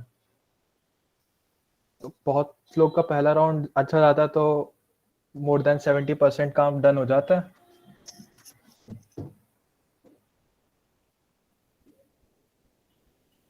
किसी को भी डाउट है या फिर आगे बढ़ना चाहिए? भैया एक बार फिर से समझा देना। दैट एक बार फिर से। अच्छा एक बार फिर से।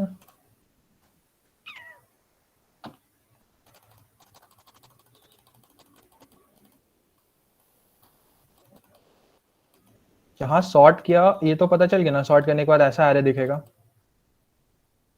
ये हाँ तो भैया। क्लियर है। तो जैसे कि तुम लोग को लूप चलाना है आई, पहले तुम्हारा आउटर लूप रहेगा i, that will be pointing towards your first element, that is the element at 0th index. अब तुम यहाँ पे लूप के अंदर आओगे, you have to define 2 pointers. One will be the left pointer that will be pointing towards I plus 1, and you will be having the right pointer that will be having your value as the last element of the array, that is n minus 1. ठीक है।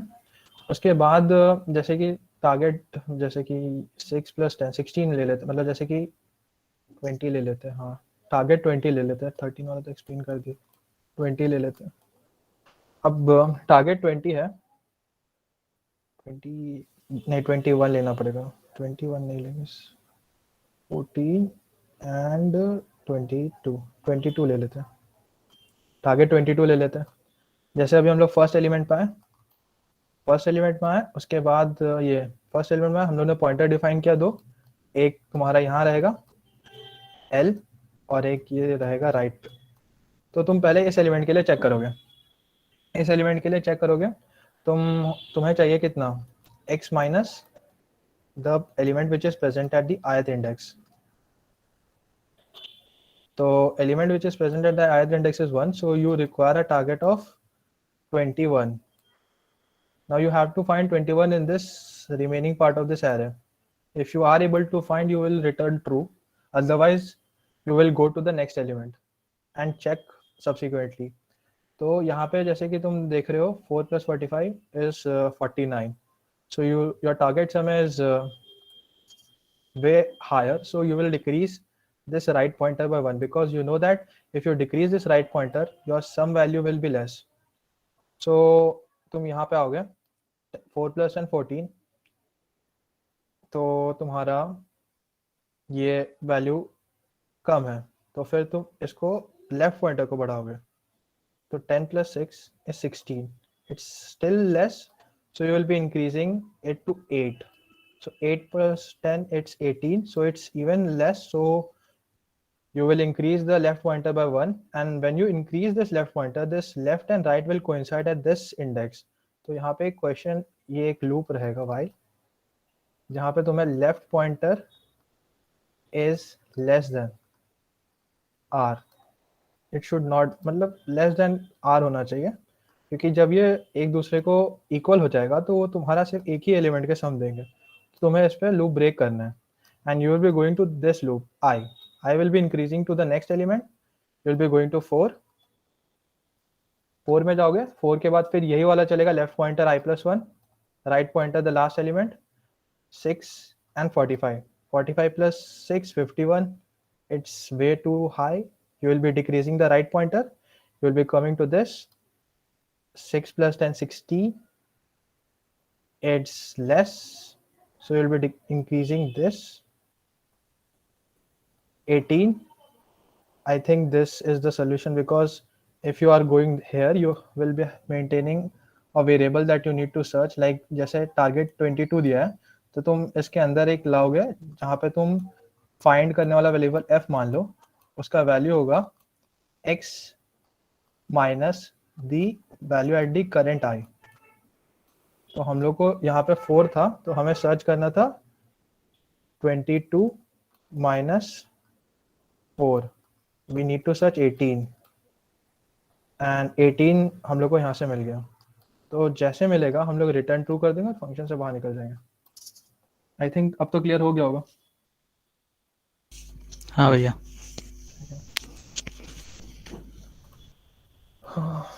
एक और question, time नहीं है शायद vector arrangement, और आगे चलते हैं। हाँ ठीक है, उसको बाद में देखते हैं, अभी नेक्स्ट डेटा स्ट्रक्चर पे चलते हैं, मतलब नेक्स्ट एसटीएल फाइल पे चलते हैं। वेक्टर्स हो गया हम लोग का, डेक पढ़ते हैं अब थोड़ा। डेक जैसे मैंने बता ही दिया, deque deque is basically a doubly ended queue, मतलब तुम्हारा इंसर्शन दोनों साइड से हो सकता है, डिलीशन दोनों साइड से हो सकता है। इसका स्टैंडर्ड वे मतलब header file is deck, same है वेक्टर की तरह ही है, कोई वैसा कुछ नहीं है, सिंटैक्स तुम वेक्टर की तरह ही ट्रीट कर सकते हो, बस यहाँ पे वेक्टर की जगह डेक लिखना है। और इसका जो यूजुअल जो मेथड्स है वो है push front, push back and ये इंसर्ट पॉप। नहीं, बेसिकली चार याद रखने से it's okay. Push front, push back means you will push the element at from the front, push the element from the back, pop the element from the front, pop the element from the back, and you have also a size which will tell the size of the deck। and deck का जो memory implementation काफी complex है, वो ऐसा vector की तरह नहीं है, मतलब might be the elements memory में side by side ना store हो, वो side by side वो अलग अलग location में भी store हो सकते हैं, तो इसका थोड़ा complex है memory implementation, तो उस पर नहीं जाएंगे। और ये d dot front ये भी एक important है, d dot front will give the front element, d dot back will give you the back element। ये रिटर्न द रैंडम एक्सेस, हाँ दिस विल सेम है वेक्टर की तरह, ये एंड से मतलब एंड वाले से एक नेक्स्ट आइटरेटर देता है, एंड के n+1 देता है बेसिकली। मोर और लेस सब इसमें भी वेक्टर की तरह ये भी है कि तुम रैंडम एक्सेस कर सकते हो डॉट एट आई, मतलब इंडेक्स आई पे जो एलिमेंट है उसे तुम एक्सेस कर सकते हो रैंडम। और बेसिकली मेरे को ये पूछना था, जैसे लिंक लिस्ट भी जानते होगे, उसका भी एसटीएल आता है, लिस्ट और फॉरवर्ड लिस्ट, हम लोग वो उतना यूज नहीं करते हैं। लिस्ट में भी तुम लोग का दोनों तरह से एक्सेस कर सकते हो, बट डेक ज्यादा बेटर है। क्यों? बोलो कोई।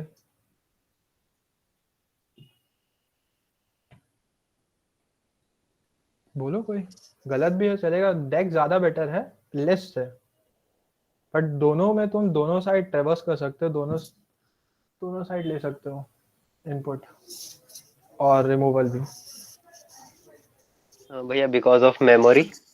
मेमोरी नहीं, मेमोरी नहीं, बताता हूँ मैं। डेक इसलिए है कि डेक में तुम रैंडमली बीच वाले एलिमेंट को भी एक्सेस कर सकते हो, बट तुम लिस्ट में तुमको फर्स्ट या जहां से है उसमें तुम्हें फिर नोड वाइज आइटरेट करना पड़ेगा, तुम रैंडम एक्सेस नहीं है इंडेक्स, पर्टिकुलर इंडेक्स का, ये डिफरेंस है। इसलिए हम लोग ज्यादातर डेक ज्यादा बेटर है, लिस्ट हम लोग यूज भी नहीं करते, मतलब मैंने तो यूज नहीं किया आज तक सीपी में। डेक का थोड़ा सिंटैक्स वगैरह देख लेते हैं। बट भैया लिस्ट में जो पॉइंटर हम नेक्स्ट और प्रीवियस स्टोर करते हैं उसके लिए मेमोरी भी तो एक्स्ट्रा चाहेगी।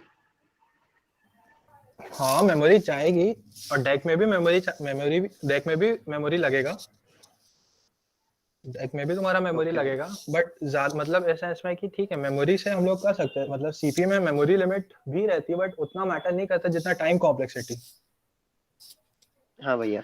तुमको एलिमेंट्स चाहिए होते हैं ना, मतलब तुम ऐसा नहीं ना कि तुम फर्स्ट एलिमेंट में तुम्हारा पॉइंटर है और रैंडम तुमको एक्सेस ज्यादा बेटर रहता है। वही मेमोरी भी एक चीज है, क्योंकि उसके लिए 2 पॉइंटर्स चाहिए, तो 88 + 16 बाइट की मेमोरी एक्स्ट्रा लगेगी। बट मोस्ट डिस्टिंग्विशिंग फैक्टर की रैंडम एक्सेस है इसमें। इसका तो सिंटैक्स देख लेते हैं, वेक्टर की तरह ही है, मतलब ज्यादा कुछ डिफरेंस नहीं है।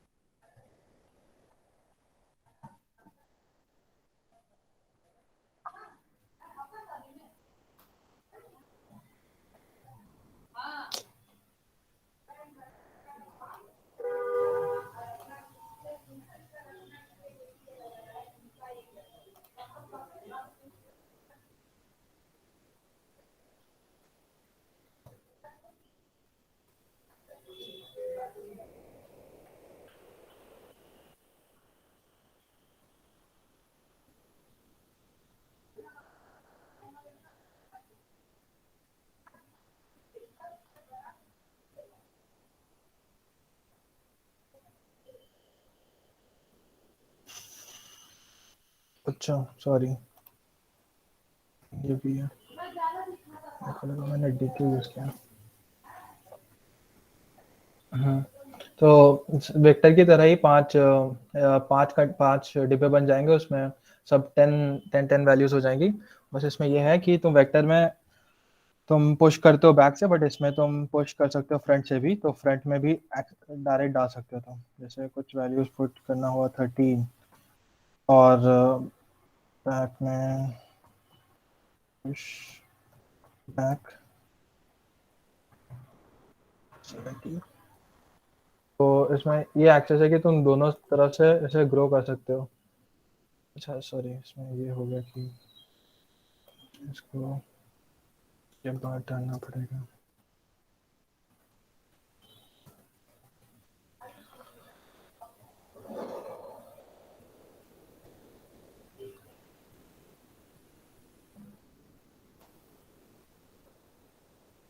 क्या हो रहा है?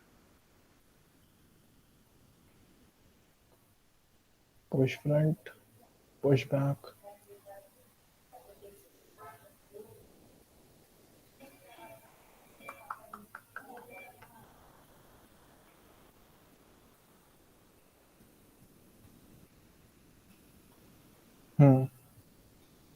फ्रंट में तुम 13 डाल दिया, बैक में 17 डाल दिया, तो ये दोनों साइड से ग्रो कर जाएगा। सेम तुम इसमें सॉर्ट कर सकते हो। बाकी सब चीज जो तुम वेक्टर में किए थे सब कुछ कर सकते हो इसमें। इसमें कोई ज्यादा डिफरेंस नहीं, तो इसमें टाइम वेस्ट करने का जरूरत नहीं है। इस पे कोई डाउट है तो पूछ लो, वरना फिर हम लोग इसको क्वेश्चन के थ्रू डील करेंगे तो ज्यादा बेटर है। मतलब यहाँ पे फाइल है, इसमें कुछ भी मेथड में डाउट है तो पूछ लो।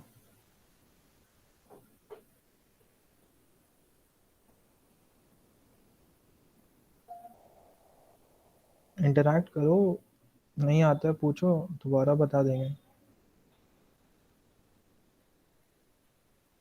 भैया डेक में एक्सेस कैसे करता है, मतलब कि सेम बीच सेम वाले वेक्टर एलिमेंट्स की को? तरह, वेक्टर की तरह अभी हम दिखा देते हैं। दिक्कत नहीं होता है क्योंकि इसका तो साइज आगे पीछे दोनों से चेंज होता रहता है। हाँ तो वो तुम्हारे हाथ में ना, कितना तुम्हें बढ़ाना है। ये डायनामिक है। कौन सा एक्सेस करना है बताओ, कौन सा इंडेक्स बताओ। तीसरा करता है।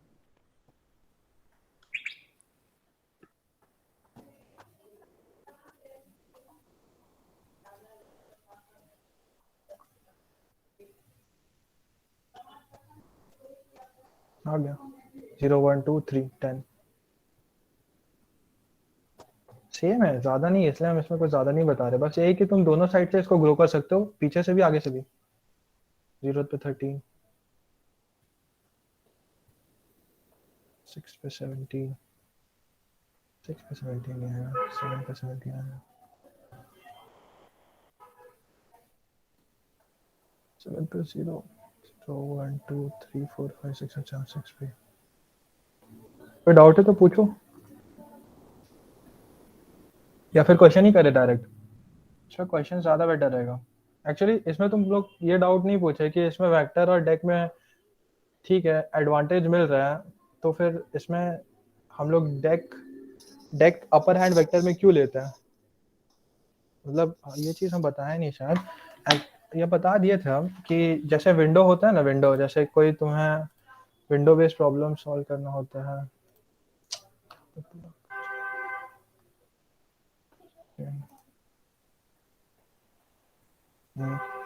जैसे विंडो होता है ना, जैसे कोई एरे है, तो जैसे कोई भी वेक्टर है, तो तुम इस वेक्टर में तो यहाँ से ही कर सकते हो ना जो भी छेड़छाड़ करना है तुमको। बट डेक में क्या है, तुम यहाँ से भी कर सकते हो। तो इससे क्या होता है ना, बहुत सारा जो स्लाइडिंग विंडो बेस्ड प्रॉब्लम होता है वो तुम्हारा आसान हो जाता है। जैसे हम बताएंगे, क्वेश्चन देते हैं, डाउट नहीं तो क्वेश्चन प्रैक्टिस करें, कोई कंफर्मेशन दे दो।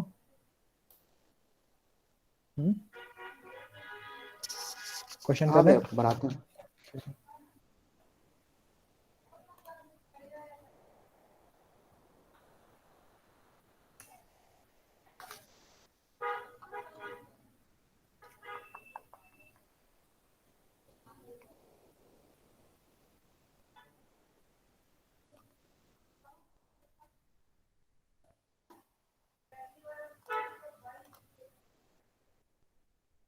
क्वेश्चन है, इनपुट आउटपुट दे दे रहा हूँ।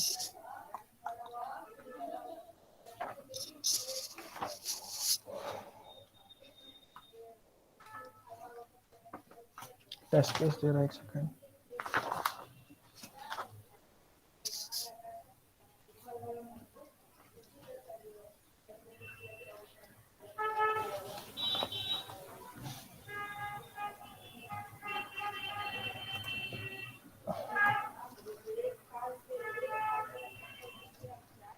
अच्छा अच्छा, सॉरी ये नहीं।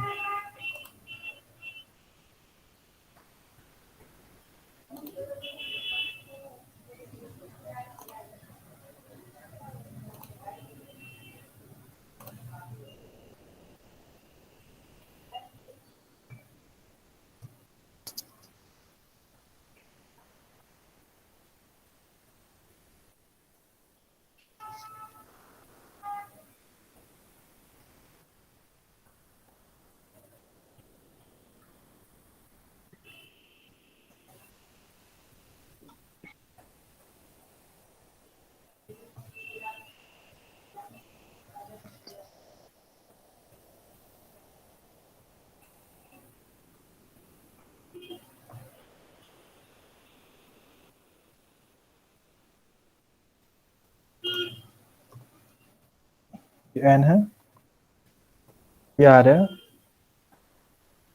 ये के है, और ये आउटपुट।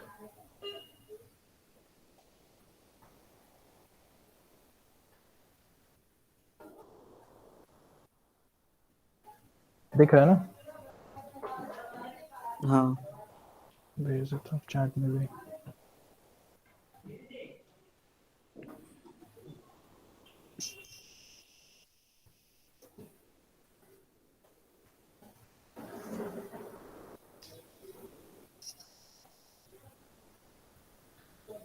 रोज बताना किसी को अगर कुछ क्लिक किया तो।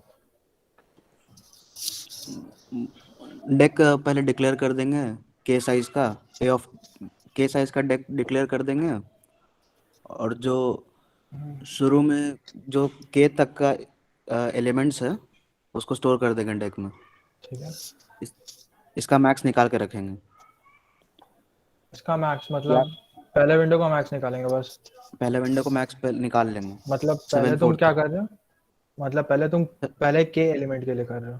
पहले के एलिमेंट को स्टोर कर रहा हूँ, मतलब कि 743 का एक डेक बना दे रहा हूँ, हम्म।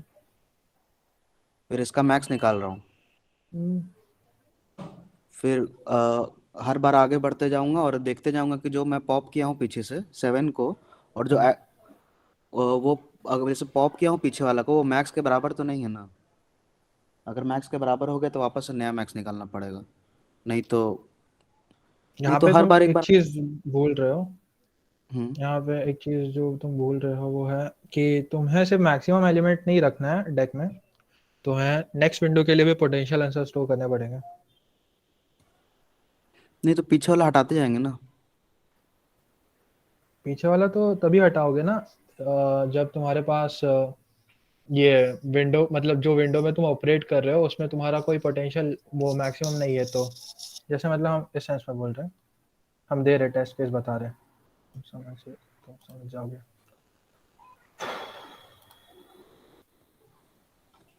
जैसे तुम्हारा कोई एरे है, रैंडम एरे, मतलब कोई भी एलिमेंट्स है, मान लो 1 3 2 5 7, ठीक है। तो इसका सब एरे साइज मतलब जो के साइज है, मतलब पहला ये विंडो देखोगे, इसमें मैक्सिमम रखोगे डेक पे, यही बोल रहे हैं ना, तुम 3 रखोगे। हाँ तो अब 3 को जब तुम यहाँ पे करोगे तो तुम, ये है इस सेंस में कि फिर ये 2 भी तो हो सकता है ना दूसरे विंडो में। ये हाँ, हर बार फिर मैक्स निकालना पड़ जाएगा। तुम सही बोल रहे हो, बट तुम्हें ये भी चेक करना पड़ेगा कि तुम्हारा दूसरे विंडो में कोई छूट ना जाए, मतलब पोटेंशियल आंसर्स को भी रखना पड़ेगा जब तुम दूसरे विंडो में जाओगे। हाँ सेकंड मैक्स जैसे फिर, लेकिन तो हर बार थोड़ी निकालते रहेंगे।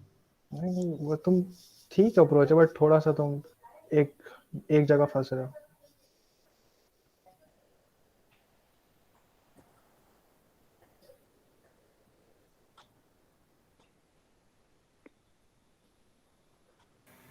भैया एक बार क्वेश्चन को एक्सप्लेन कर सकते हो? ईच एंड एवरी कंटीजियस सब एरे का मतलब क्या हुआ?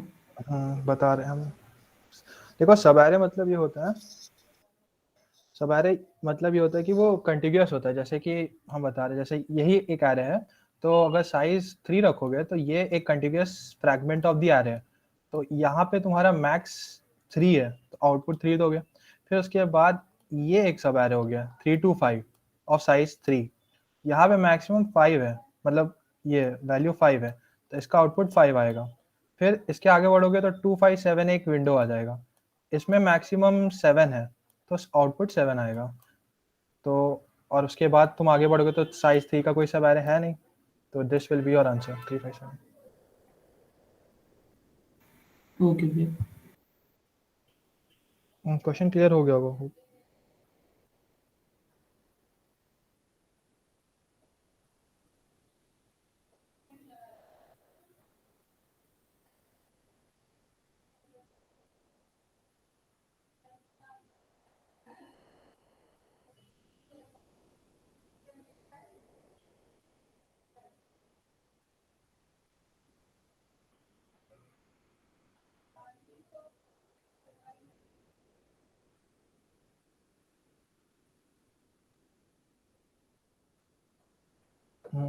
जिसको आया था पहले कुछ सोल्यूशन, उसको समझ में आया कैसे और आगे प्रोसीड करना है?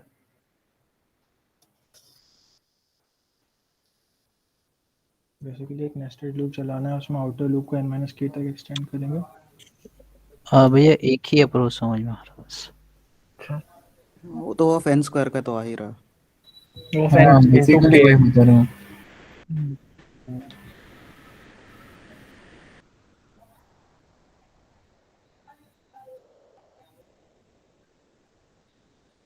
तो ये जो सोहम चैटर्जी तुमने जो बोला, इसका ऑर्डर n/k होगा?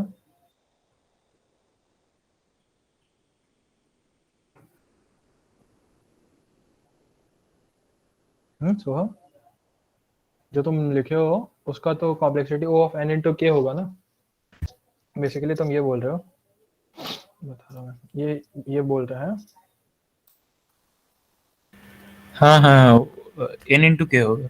पहले तुम ये 3 विंडो में पहले मैक्स एलिमेंट निकालोगे, इसके लिए k हाँ टाइम वही लगेगा। वही फिर इसमें मैक्स निकालोगे, इसके लिए k टाइम लगेगा। वैसे तुम n इसका के लिए गेट। करोगे तो n/k हो जाएगा। Yes yes. इससे थोड़ा बेटर सोचो। इसका बेस्ट O of n है, of n, and by using this STL, that is tech, ये स्लाइडिंग विंडो से नहीं हो पाएगा। जैसे स्लाइडिंग विंडो में हम लोग 2 पॉइंटर अप्रोच रखते हैं ना, तो उससे ये हैंडल नहीं हो पाएगा, इस सेंस में कि तुम्हारा बहुत चीज मिस हो जाएगा। इसके लिए डेक बेटर है, क्योंकि तुम ऐसे दोनों साइड से ग्रो कर सकते हो। इसका अगर प्रॉपर्टी पे सोचोगे ना, तो ये क्लिक कर जाएगा कि तुम दोनों तरफ से एक्सपैंड कॉन्ट्रैक्ट कर सकते हो डेक को।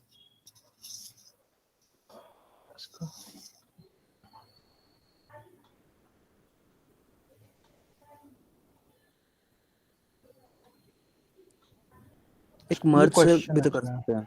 मर्ज से मर्ज क्या करना है?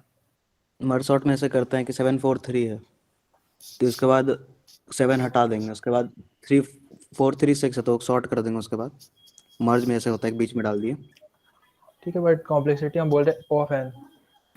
और तब बेसिकली टाइम कॉम्प्लेक्सिटी को n के ऑर्डर में लाना है तो। अच्छा अच्छा। वरना n/k is also fine, that brute force her window में जाके वहां का मैक्सिमम उठा But लेंगे। it is the most optimal one then. ON that one I think. हाँ, yeah, this is the optimal one. Yes.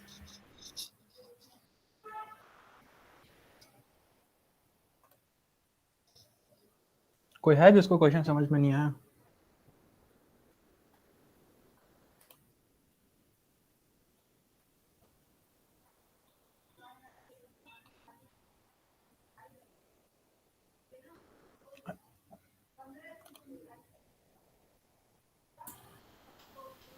ये आज का जो हम लोग का ये लास्ट क्वेश्चन रखे हैं, उसके बाद कल करेंगे क्योंकि टाइम हो गया।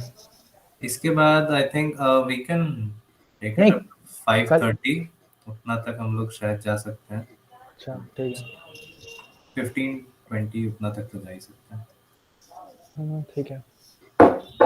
आज ज़्यादा हेक्टिक हो गया है, सुबह से लोग हैं। ठीक है। अच्छा, हम लोग मतलब क्वेश्चन साथ में कवर करते जा रहे, तो कल सिमिलर ही है, कल कंटिन्यू भी होगा यहीं से, कोई दिक्कत नहीं है। बट लोग बहुत ज्यादा नहीं है, बट जो लोग हैं इंटरेक्ट कर रहे हो तो इट्स गुड।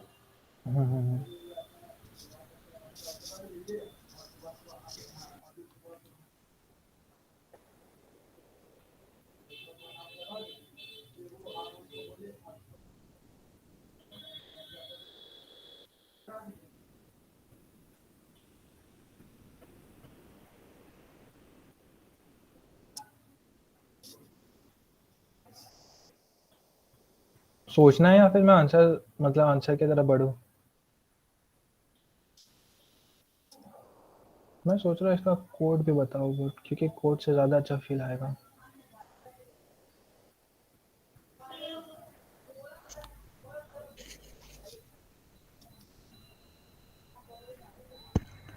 अच्छा भैया, इसको मैक्सिप से तो कर सकते हैं? मैक्सी हम्म। कैसे? जैसे सबसे पहले तो स्टार्टिंग वाले का देखें तो 132 में वो स्टोर होगा 123 करके। फिर वो के साइज का एक ही बनाएंगे मैक्सिप। फिर अगर जैसे वो के से बड़ा हुआ तो उसका टॉप वाले को प्रिंट कर देंगे। सिमिलरली जब 5 आएगा तो स्टोर होगा 235, तो उस वक्त 5 होगा। फिर इसके बाद जब आएगा तो वो होगा 357, तो फिर वो 7 प्रिंट कॉम्प्लेक्सिटी होगा। क्या होगी? एन लॉग एन आ जाएगा ना? एन लॉग के। हाँ, एन लॉग के, बट इसमें ये चीज मैंने बताना भूल गया कि के इज मोर और less equal to n. Oh, नहीं ठीक है, के कैसा भी हो सकता है, but still O of n is better than हाँ, बट एन अगर ऑफ के के। स्मॉल होता तो फिर बोल सकते थे ना कि एन लॉग के विल बी फाइन, बट के भी तो उसी ऑर्डर का है जिस ऑर्डर का एन है। डेक से तुम लोग क्या सोच रहे हो? What are your approaches using deque? क्या हो सकता है?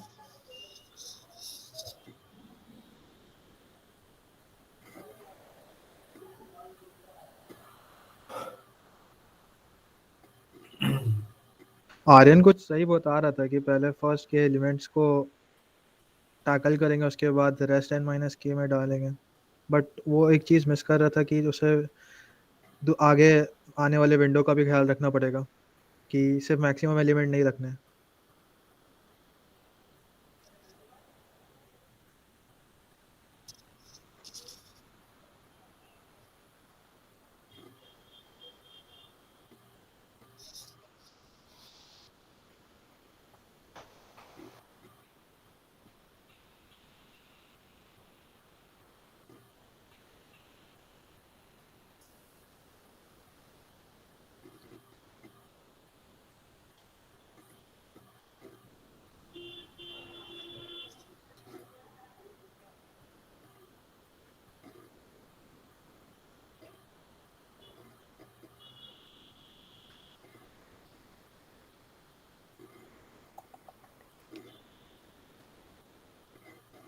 किसी को आ रहा है बताकर आगे बढ़िए। अच्छा ठीक है, कोई किसी को ट्राई नहीं करना, मतलब कोई ट्राई कर रहा होगा या फिर कोई ऐसा है तो बता दो, नहीं तो आगे बढ़ते हैं।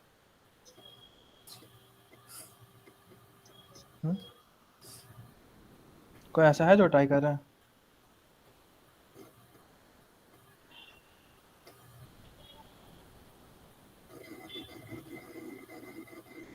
ठीक है, हम एक्सप्लेन कर देते हैं, कोई बोल नहीं सकता।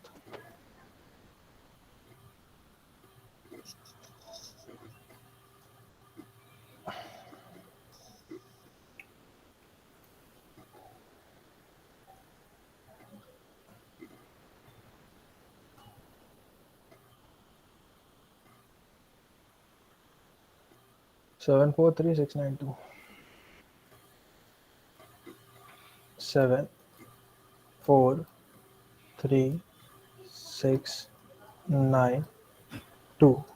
देखो पहले इसमें कर देंगे क्या, पहले हम लोग पहले जो भी साइज होगा, जैसे कि यहाँ पे के क्या दिया हुआ है, के 3 है, तो पहले हम लोग ये विंडो को देखेंगे। मतलब स्टार्टिंग में हमें चाहिए कि पहले हम लोग फर्स्ट के एलिमेंट्स को प्रोसेस करेंगे, बाकी एन माइनस के को सब्सिक्वेंटली वो एल्गोरिथम डिवाइस कर देंगे जिससे वो हैंडल हो जाएगा केसेस।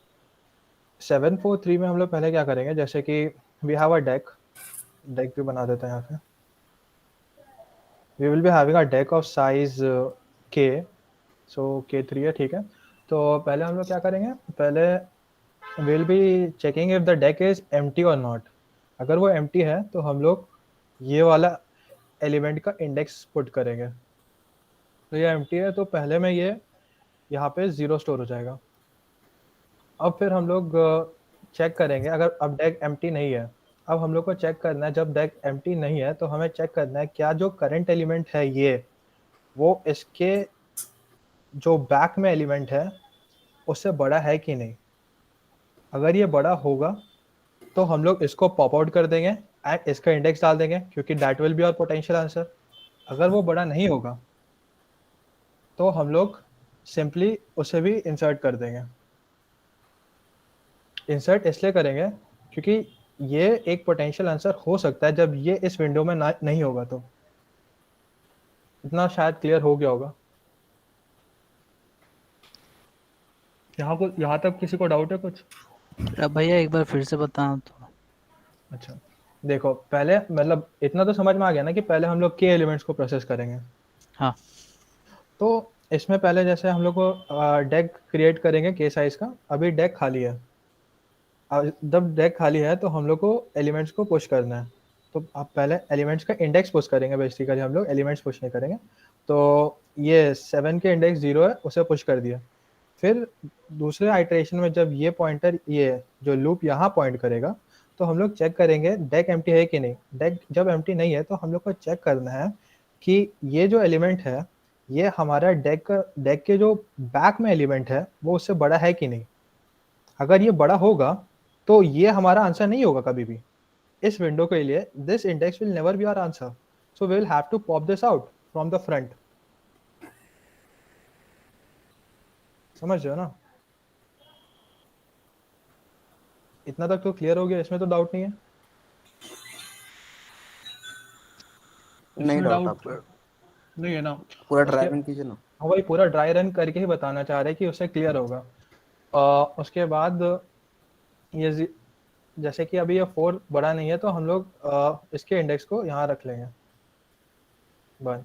उसके बाद 3 is greater than this, the element at the back of this deck. No, so we'll be storing this element as well. यहाँ कर लिया. उसके बाद क्या करना है, ये हमारे डेक में हो गया. फिर हमें आना है n-k के लिए.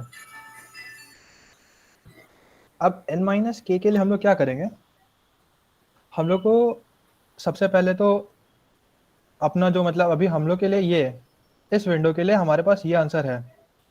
ये आंसर है, मतलब इसमें तो क्लियर है ना कि इस विंडो के लिए ये आंसर है. तो ये डेक का फ्रंट में आ जाएगा. तो हम लोग n-k में जब आइटरेट करेंगे तो हम लोग प्रीवियस विंडो के लिए आंसर अपना सी आउट करते जाएंगे. तो सी आउट हम लोग क्या करेंगे, डेक के जो फ्रंट में एलिमेंट होगा, मतलब जो एरे है, array of deck dot front करेंगे. तो इसके हिसाब से 7 आ गया, प्रिंट हो गया. उसके बाद हम लोग को क्या करना है, हमारा विंडो अभी ये आया 4 3 6. अभी हम लोग को चेक करना है कि हमारे डेक में जो एलिमेंट्स है वो यूजलेस तो नहीं है. तो यूजलेस इस सेंस में कि जैसे कि ये विंडो अभी हम लोग इस विंडो को देख रहे हैं. तो इस विंडो के लिए हमारे पास 0th इंडेक्स वाला है पहले से. तो 0th इंडेक्स वाला एलिमेंट हमारे लिए इस विंडो का आंसर कभी हो ही नहीं सकता. तो हमें इसे पॉप आउट करना पड़ेगा फ्रंट से. और इसके लिए जो कंडीशन हम लोग लिखेंगे वो हम लोग चेक करेंगे कि ये जो dq डॉट फ्रंट में जो एलिमेंट का इंडेक्स है वो, जैसे कि मान लो कि तुम अभी i यहाँ पे कोई इंडेक्स जैसे dq डॉट फ्रंट, ये कंडीशन होगा dq डॉट फ्रंट क्योंकि ये इंडेक्स है is less than equal to, यहाँ पे जा रहा है एक सेकेंड.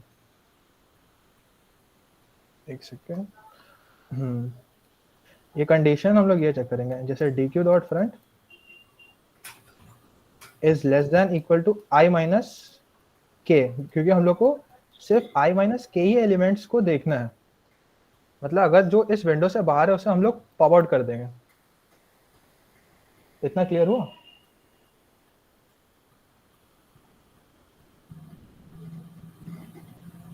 ये इसमें डाउट है क्या?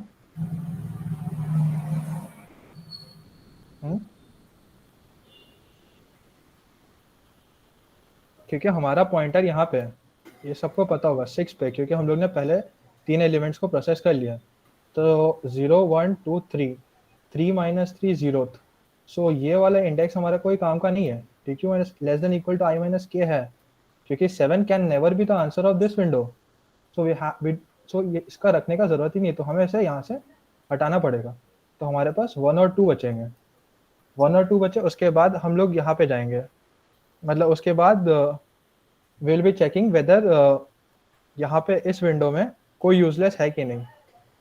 इस विंडो में कोई यूजलेस है नहीं, क्योंकि हम लोग को नेक्स्ट विंडो के लिए भी शायद पोटेंशियल आंसर्स को स्टोर करना है, मतलब कोई रिडंडेंट चीज नहीं है। उस रिडंडेंसी को हम लोग को चेक करने के लिए हम लोग को चेक करना है वही जो ऊपर कंडीशन रखे थे कि whether this back element is greater than or equal to the current element. If it is greater, then we have to pop this out. If it is not, then we have to move forward. तो ये जो 6 है, ये जो यहाँ पे back में जो इंडेक्स 2 पे जो एलिमेंट है that is 3, ये इससे ग्रेटर है। तो ये जो 2 वाला इंडेक्स है, ये हमारे लिए कोई यूज का है नहीं। तो हम लोग ये 2 वाले इंडेक्स को यहाँ से हटा देंगे पीछे से।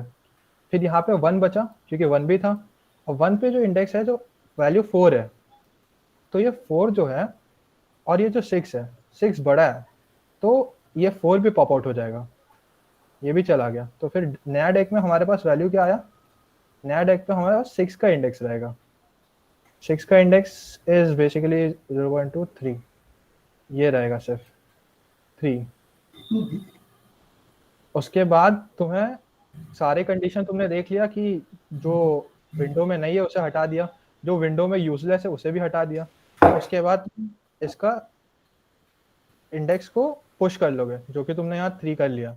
उसके बाद नेक्स्ट आइटरेशन चलेगा, क्या हो, उसके बाद नेक्स्ट आइटरेशन चलेगा। नेक्स्ट आइटरेशन चलने से तुम्हें उस प्रीवियस विंडो का आंसर प्रिंट कर दोगे, तो तुम्हारा 6 प्रिंट हो जाएगा। ऐसे ही करके तुम सबको आइटरेट करके तुम्हारा पोटेंशियल आंसर निकल जाएगा। आई थिंक ये था ना 7 6 6 9, ये आना चाहिए। इसमें कुछ डाउट है तो बोल दो। बेसिकली यहाँ पे करना क्या है ना, करना तुमको 2 काम है। पहले तो तुम एक सेकंड, हम इसको पूरा हटाते थोड़ा। 2 काम करना, ज्यादा काम नहीं करना। पहले तो तुम 3 एलिमेंट्स में से तुम्हारा पोटेंशियल आंसर तुम निकाल लोगे। जो ये 3 एलिमेंट्स है उसमें से तुम पहले अपना पोटेंशियल आंसर निकाल लोगे। उसके बाद तुम्हें 2 चीज करना है कि तुम्हारा इस विंडो में कोई ऐसा एलिमेंट डेक में है जो कि यूजलेस है। जैसे इसमें 7 था, 7 का इंडेक्स, तो हम लोग उसे पॉप आउट करेंगे। फिर इस विंडो में हमारे पास इस दोनों के भी इंडेक्स थे जो कि इस विंडो के ये आंसर हो ही नहीं सकते, तो इस दोनों का भी इंडेक्स निकालना पड़ा। और फिर जब लास्ट में हम लोग उस एलिमेंट को इंसर्ट करेंगे जिस विंडो को हम लोग देख रहे हैं, तो वो जाके यहाँ पे लास्ट में 3rd इंडेक्स स्टोर हो गया था। ये चीज फिर इसके लिए होगा, और इसका विंडो यहाँ से यहाँ होगा। इसके लिए तुम्हारा 4 पहले से नहीं है, 3 नहीं है, 6 नहीं है, बट 9 है। तो ये 6 का इंडेक्स था, बट तुम्हें उसे हटाना पड़ेगा क्योंकि ये वैल्यू बड़ा है, तो ये तुम हटा दोगे। उसके बाद तुम उसे पुश कर दोगे, ये 3 हट जाएगा क्योंकि ये तो पहले से प्रिंट हो चुका है प्रीवियस विंडो का आंसर। तो फिर 9 का इंडेक्स स्टोर कर लोगे। 9 का इंडेक्स 4 है तो तुम 4 स्टोर करोगे, और फिर दूसरा विंडो से प्रोसेस करने से पहले तुम इसको प्रिंट करा दोगे, तो 7 6 9। उसके बाद तुम लास्ट तक जाओगे। जब लास्ट तक हो जाएगा तो फिर लास्ट में तुम्हें सी आउट डेक का जो फ्रंट है वो करना पड़ेगा, क्योंकि ऐसा लूप चल रहा है कि तुम हर एक आइटरेशन में प्रीवियस विंडो का आंसर प्रिंट कर रहे हो। कुछ किसी को समझा पड़ गया कुछ भी? ये ऑफ एन की जगह ऑफ एन इनटू के नहीं होगा, नहीं होगा, क्योंकि डेक में पुश पॉप सारे कांस्टेंट टाइम, और हम लोग के बाद n - k एलिमेंट्स प्रोसेस कर रहे हैं।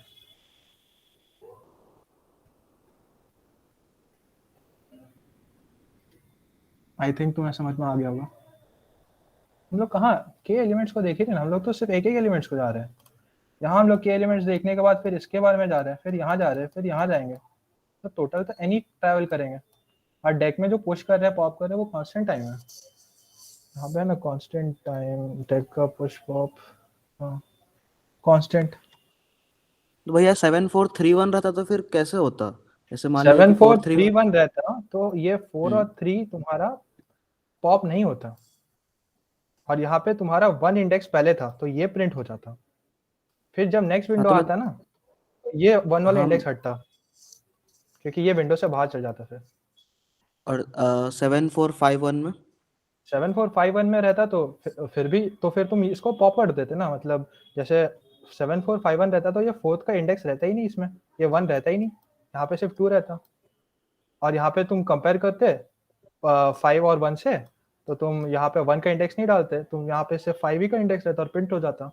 वो कंडीशन मैंने तो बताया ना कि तुमको डिसाइड करना है 2 चीज, यहाँ पे बहुत खराब है, यहाँ पे तुमको 2 चीज डिसाइड करना है कि तुमको कौन कौन सा चीज विंडो में रखना है और कौन कौन सा एलिमेंट विंडो के बाहर चला गया है। विंडो के बाहर चलाने वाला एलिमेंट जो है उसको इससे टैकल कर रहे हैं, और जो रखना है उसको ग्रेटर देन, अगर ये एलिमेंट ग्रेटर है इसके बैक वाले एलिमेंट से, इसके बैक वाले एलिमेंट्स, तो हम लोग उसको बाकी एलिमेंट्स को पॉप करके इसका इंडेक्स रखेंगे। अच्छा, आगे से जितना भी ग्रेटेस्ट आता जाएगा उसको स्टोर करते जाएंगे बस, पीछे वालों को पॉप करते जाएंगे। हाँ हाँ, वो पूरा पॉप हो जाएगा, एक गो में व्हाइल लूप लगाओगे जब तक तो तुम्हारा वर्स्ट के सिनारियो में ऐसे कि अगर 3 है तो 3 बार हमको पॉप भी तो करना पड़ेगा हर बार। ऑफ एंड में जितना बार जा रहा हूँ, अगर वर्स्ट के सिनारियो में ले लूँ कि हर बार बड़ा ही जा रहा है, तो हर बार 3 बार पॉप भी तो करना पड़ेगा, 2-3 बार। नहीं, हर बार जरूरी नहीं होगा ना कि तुम सारे इंडेक्स स्टोर करोगे। मैक्स टू मैक्स तुम ज्यादा से ज्यादा स्टोर 2 ही करोगे।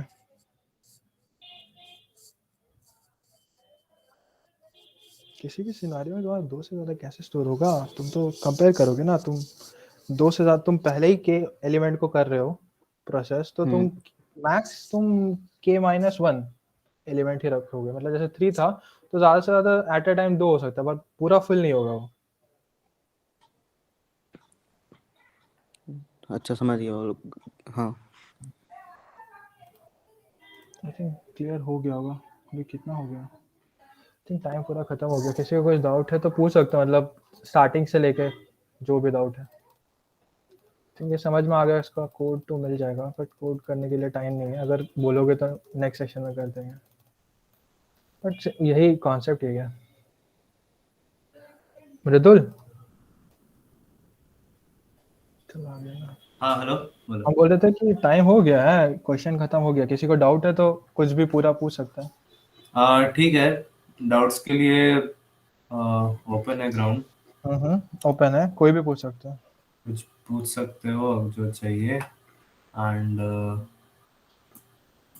उसको छोड़ के हम लोग ने आज डेक तक कवर कर लिया है। हाँ, स्टैक्स क्यू और प्रायोरिटी क्यू बच गया, मतलब स्टैक्स काफी क्यूज, ज्यादा। प्रायोरिटी क्यूज हम लोग कल कवर करेंगे। And from the point of view of studying graphs, देखो vector, stack, queue, priority queue, ये 4 चीजें हम लोग बहुत यूज करने वाले हैं नेक्स्ट वीकेंड। मतलब ये यूज होंगे ही, ठीक है। Graph representation and everything we be using vectors, okay.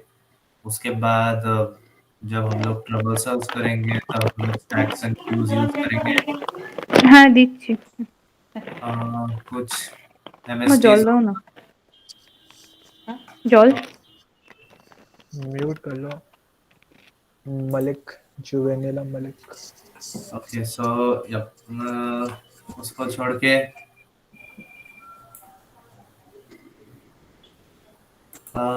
छोड़ के सो एरेज कम यूज करेंगे। Anyways vectors, stack, queue, priority queue, ये 4 चीजें जो आज समझा अभी मैं।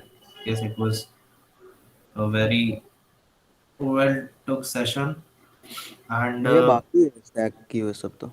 हाँ हाँ, बाकी है। हम लोग कल करेंगे। कल पहला session will start with stacks queues, okay.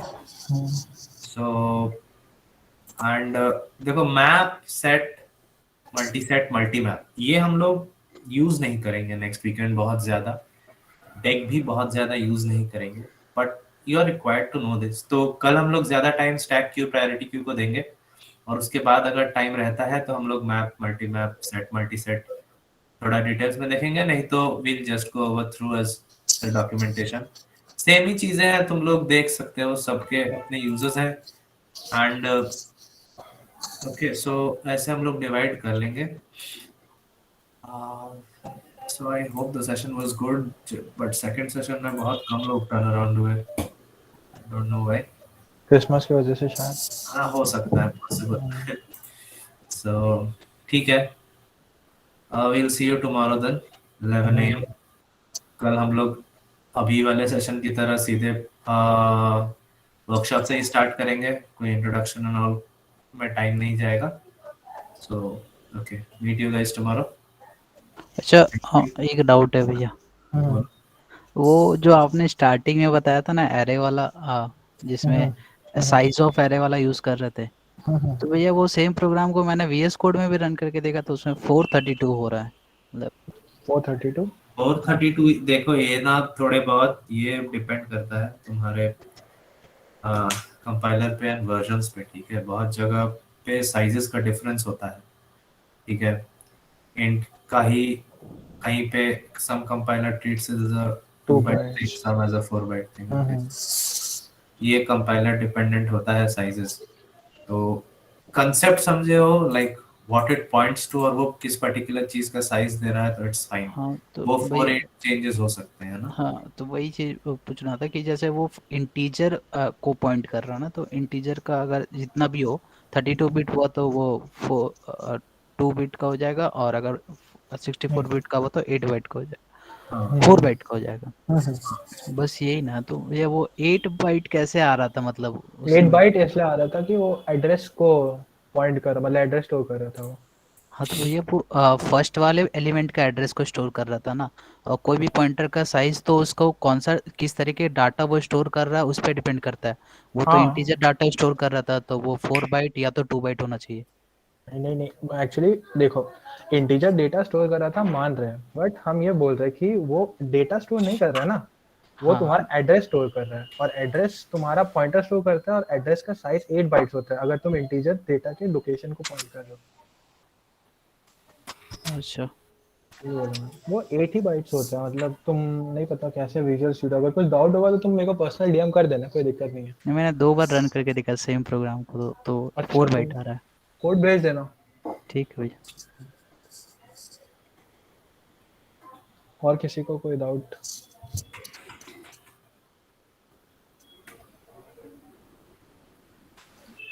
और किसी को कोई डाउट? वैसे जो भी क्वेश्चंस कराया वो बहुत स्टैंडर्ड क्वेश्चंस थे, ये सारे क्वेश्चंस तो आने ही चाहिए, मतलब उसका logic, not the like concept आने चाहिए, क्योंकि ये कॉन्सेप्ट बहुत यूज होते हैं। ये प्रेजेंटेशन का लिंक दे दीजिएगा, डॉक्यूमेंटेशन। मिल जाएगा कोई दिक्कत नहीं।